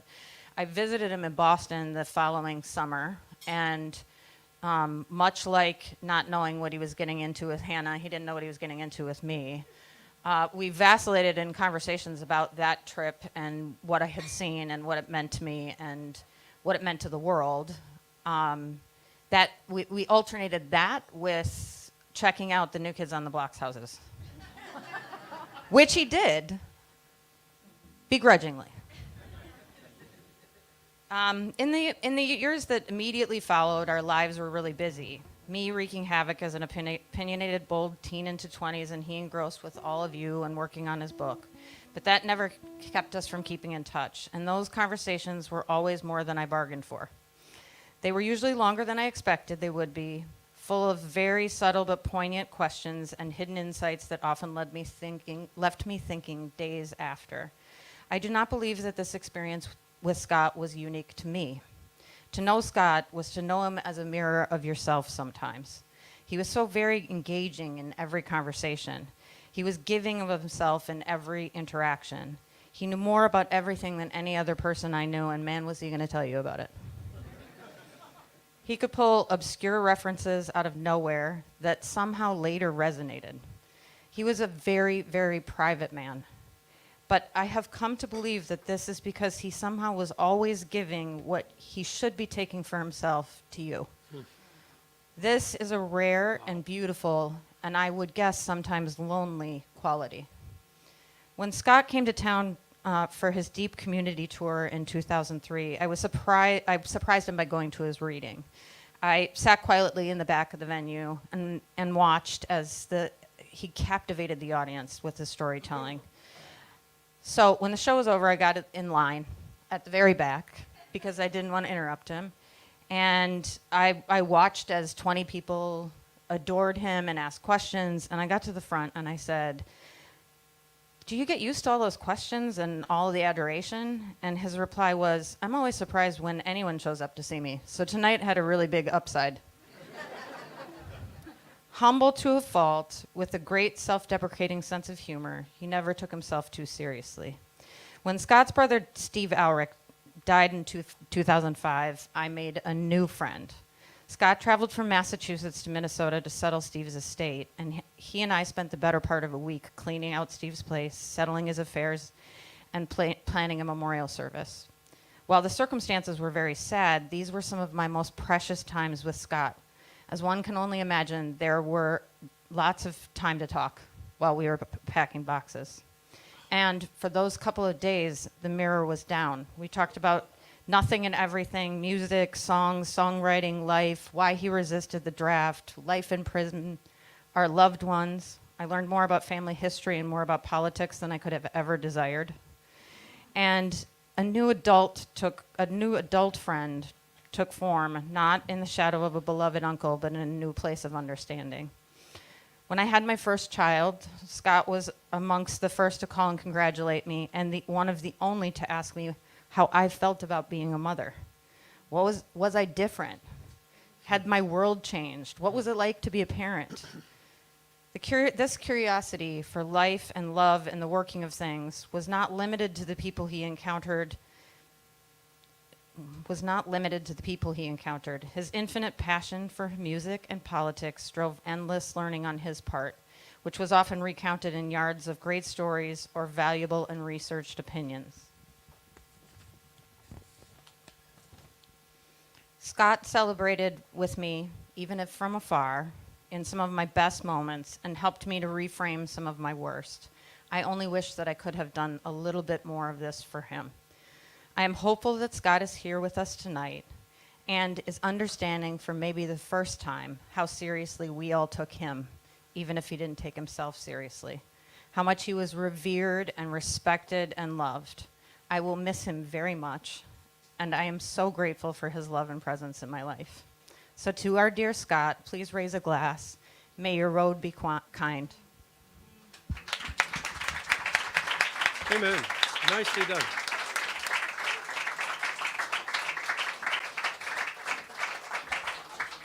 Thank you. Thanks to the Park family. Thanks, Allison. Sorry for screwing up the order a little bit. Everybody, Chris Smither.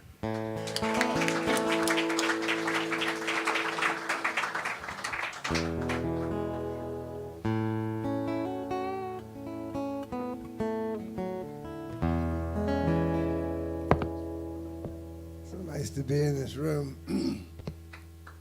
Really nice. I knew Scott mostly through conversations that we'd have shortly after I would release a new record. And you have a lot of these conversations. You do a record and somebody hands you a list of conversations that you're going to have for the next 3 weeks. And most of the time it's a chore to actually make yourself sound enthusiastic about your own work, you know.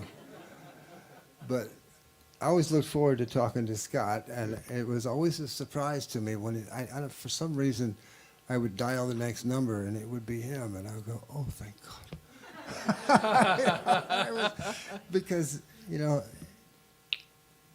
he would just.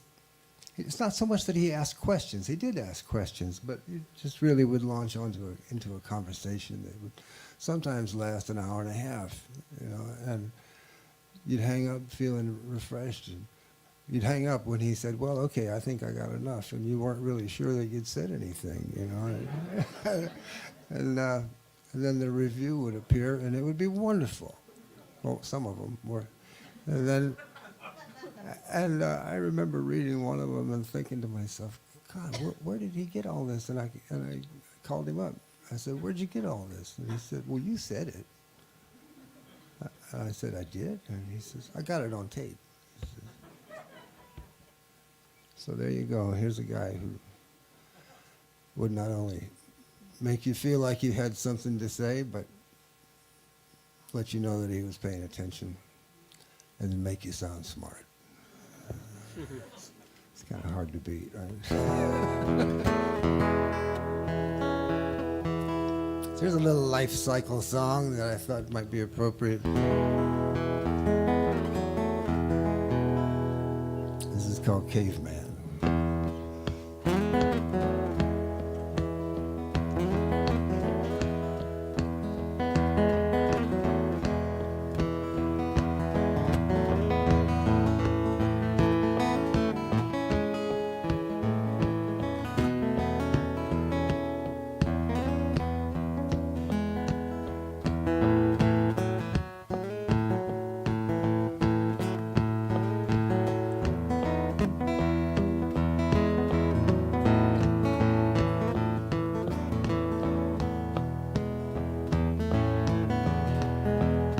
You know, when I was a caveman, painting on the wall, I never had a dollar. Man, I had it all. And I was very high in the order of things. Just one step and I'd spread my wings to fly. I would fly.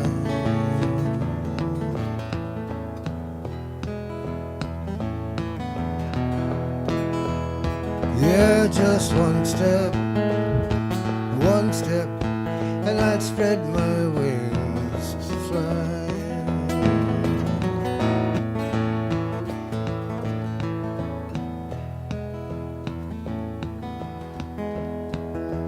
When I was a liar, screaming at the wall, I never heard a whisper, I could not hear it all. And I could only cry for pity of me. And I never knew the truth might set me free, set me free.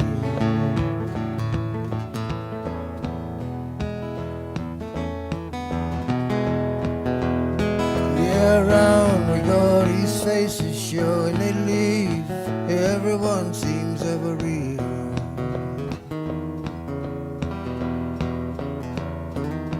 And each one is truly mine. They never last, but at the time it's how I feel, how I feel.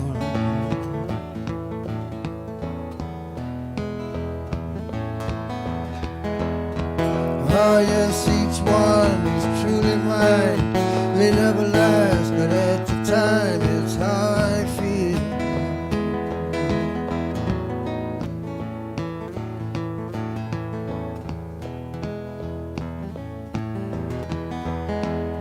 Well, I was a dreamer, floating through the wall. Nothing was forever, 'cause I could change it all. And I could live with my heart on my sleeve. I could have saved your soul, I do believe, I do believe.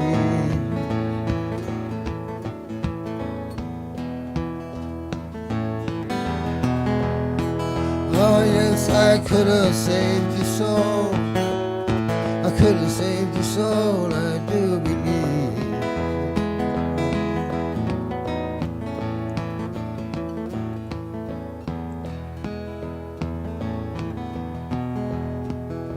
And then I was an old man, staring at the wall, looking for an answer, just to make sense of it all. And I can safely say that if it comes my way, it will not stay for long. But I'll be on my way before it's gone, before it's gone.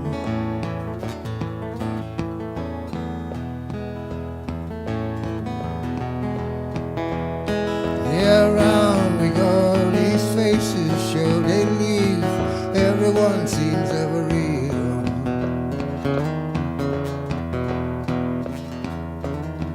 And each one is truly mine. They never last, but at the time it's how I feel, how I feel.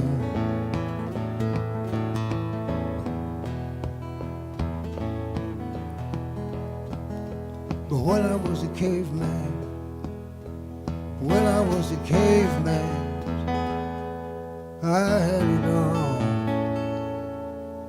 I had it all.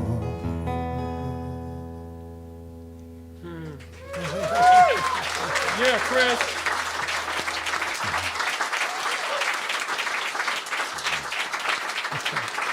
Thanks, Dave.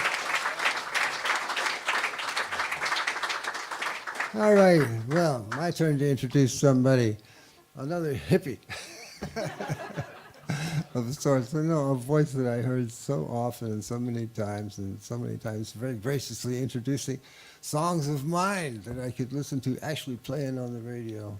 And she's in Chicago now, but she's back here tonight, Marilyn Ray Byer.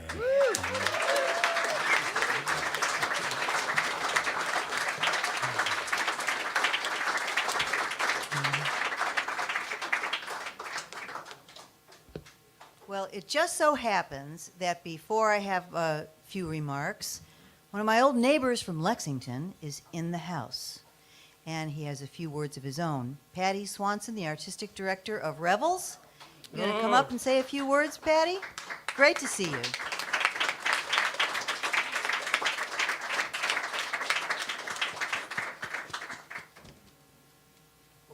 Thanks so much.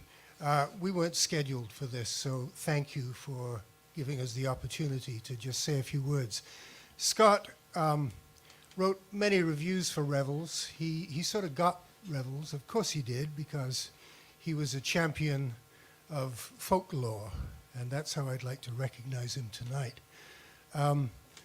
He sort of understood, I think, the baggage that comes with every generation, and that is kind of sorted out, and the good stuff is frequently panned into folk song and children's games and skipping songs and stuff like that over the ages. And that kind of instinct led us to, when we started to celebrate our 50th anniversary, we created this double album, and Scott, of course, was the one who wrote the notes for it. Brilliant. He created a Revels history for us that I'm not sure that I could have articulated. So we love him. I'm not going to keep you long here, but Saturday, coming up this weekend, we're celebrating our spring Revels at the Armory in Somerville. And I wrote a poem. Actually, I wrote the poem for River Sing, which was canceled last year, unfortunately. But I thought it had something of what Scott stood for. And if you don't mind, I'm just going to give this as a gift to Scott. The spring arrives with open hand to ease the grip of ice and snow, to green with hope the barren land and let the frozen waters flow. Between its banks, the river runs, its progress slow and serpentine, yet 45.33 tons will pass while I speak these 4 lines. The weight of water gives one pause, such gravitas so well disguised, as rowers dip their gleaming oars and ripples startle dragonflies.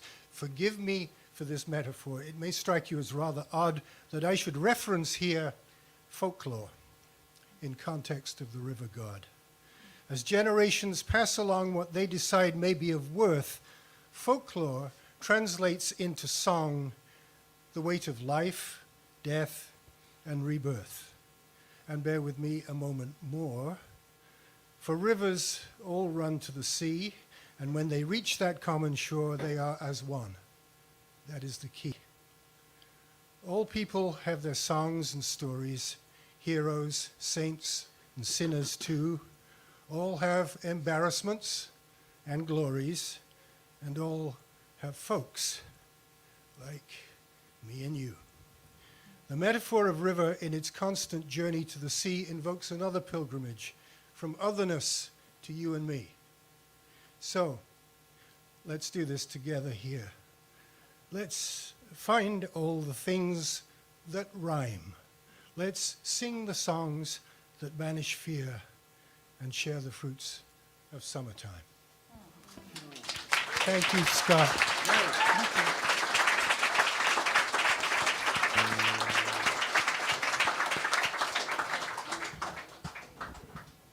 Thank you, Patty. So glad to see you. Well, I am, as Chris said, Marilyn Ray Beyer, and I now am living in my old hometown of Chicago and hosting the Midnight Special on WFMT, which is a radio show that I know that both Scott and I revered as young people. And not only myself, but the former host of the Midnight Special, Rich Warren, and all the folks at WFMT offer our very tenderest sympathies and comforts to family and friends, everybody who loved Scott.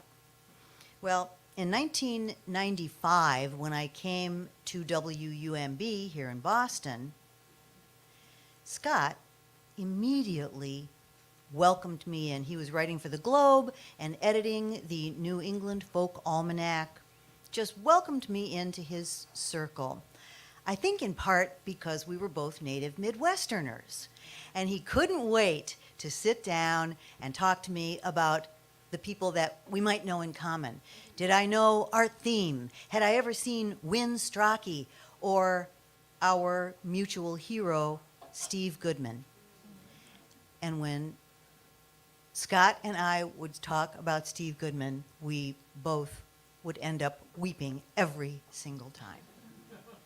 Well, he was often a guest on Live at Noon, which I had the pleasure of hosting at WUMB. In fact, he even wrote about it in his novel, Revival.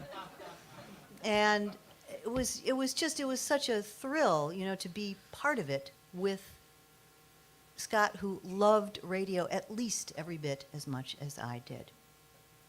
Well, it was much more than that, though, because he would come in as a guest on Live at Noon sometimes, always with this carefully curated set of songs perfectly suited to the season or the weather, which, of course, in New England, you never knew what that set was going to be, but he was always spot on.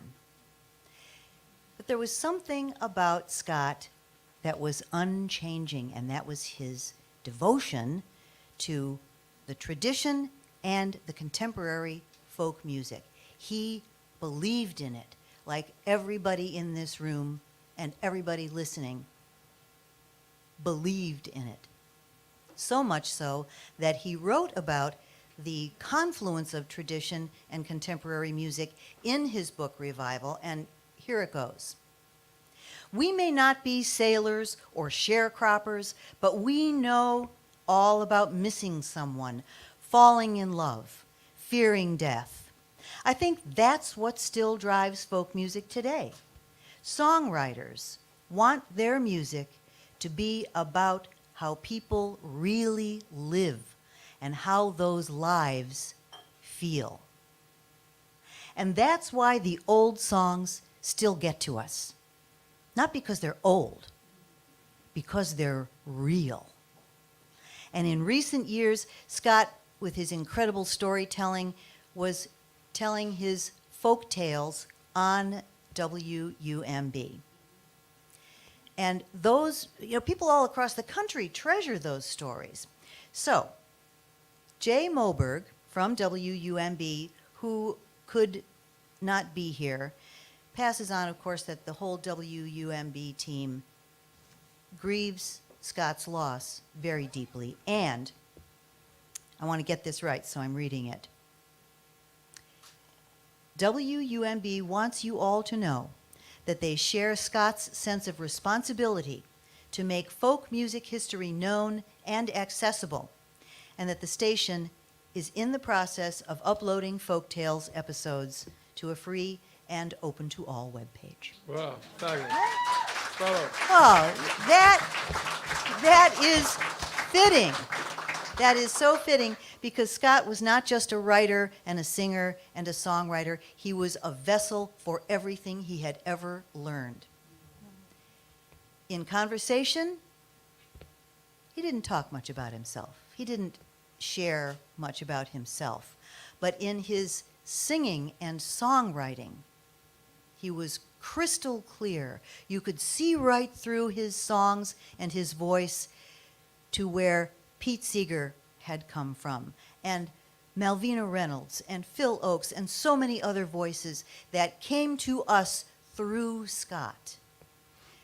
So how appropriate that we now spend a few minutes listening to that amazing, tender voice of Scott Alarik singing May They All Be Blessed.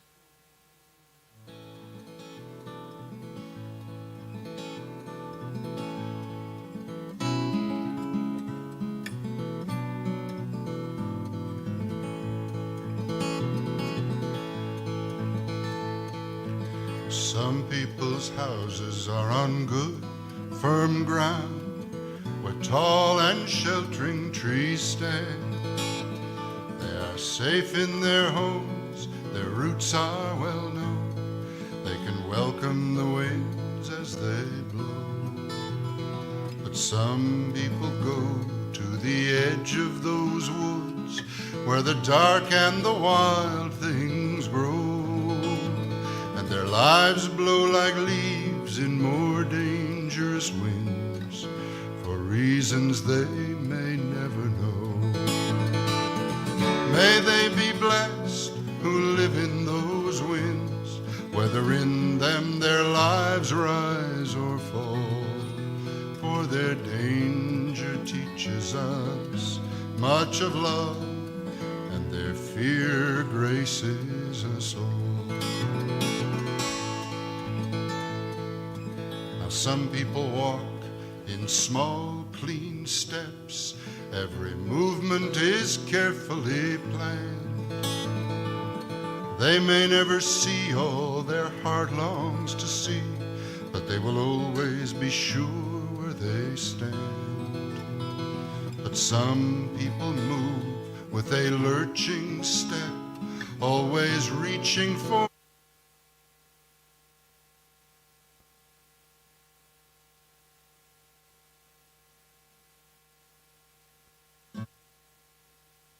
But some people move with a lurching step, always reaching for much too much. And they may never find what their heart needs to find, always reaching beyond what they have touched.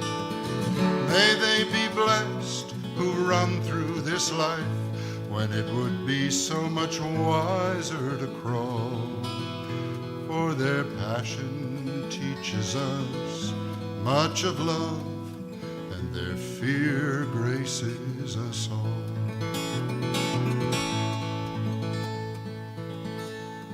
Now some people love with a measuring heart, always balancing chances with gains. And they will love safely or love not at all, and they will have no time for their pain.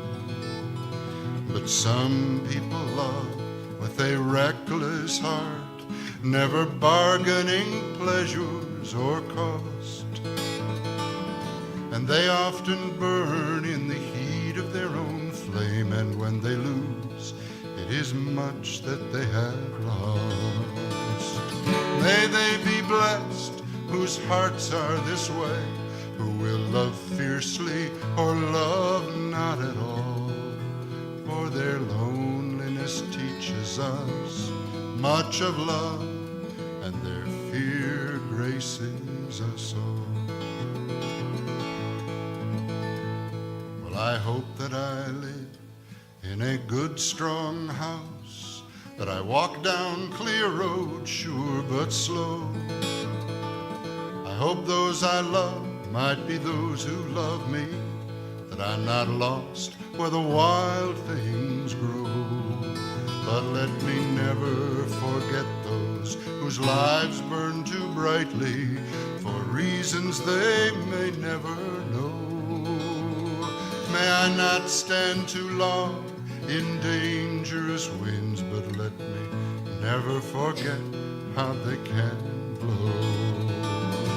May they be blessed who live in those winds, whether in them their lives rise or fall, for their danger teaches us much of love, and their fear graces us all. Their fear graces us all.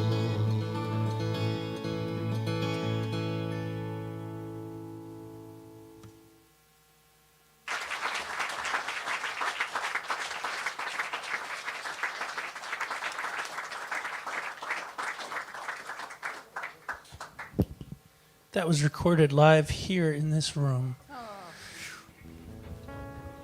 I want to call all the performers up who sang tonight and the performers who are here who maybe want to come and join us. We're going to finish tonight with a song that was a favorite of Scott's that he would bring to the Pastures of Plenty shows that we did. This was an old cowboy song that Chris Smither's going to play for us.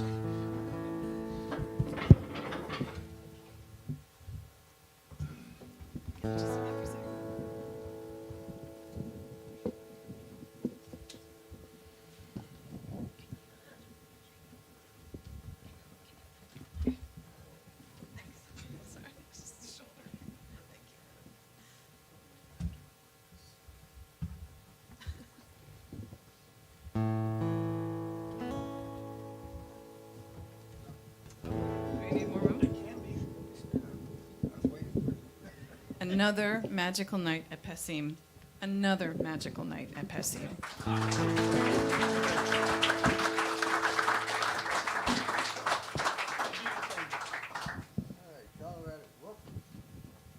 Colorado Trail.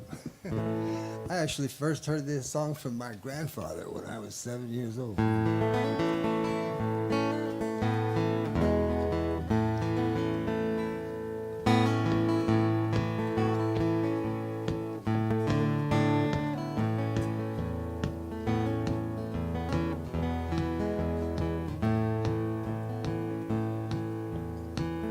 Eyes like the morning star, cheeks like a rose. Nora was a pretty girl, God Almighty knows. Weep, all ye falling rains, wail, winds wail. All along the Colorado Trail. Right through the lonely night, right through the day. Keep the heart moving, moving on its way. Weep all you falling rain, wail, winds wail. All along the Colorado Trail. Right through the stormy night, dark as the sky. Wish I'd stayed in Abilene, where it's mighty warm and dry. We all falling rain, Wail, winds wail. All along the Colorado Trail. Face like a prairie flower, laughing all the day. Laura was a pretty girl, now she's gone away. we fall in falling rain. Wail, winds wail. All along the Colorado Trail. All along the Colorado Trail. All along the Colorado Trail.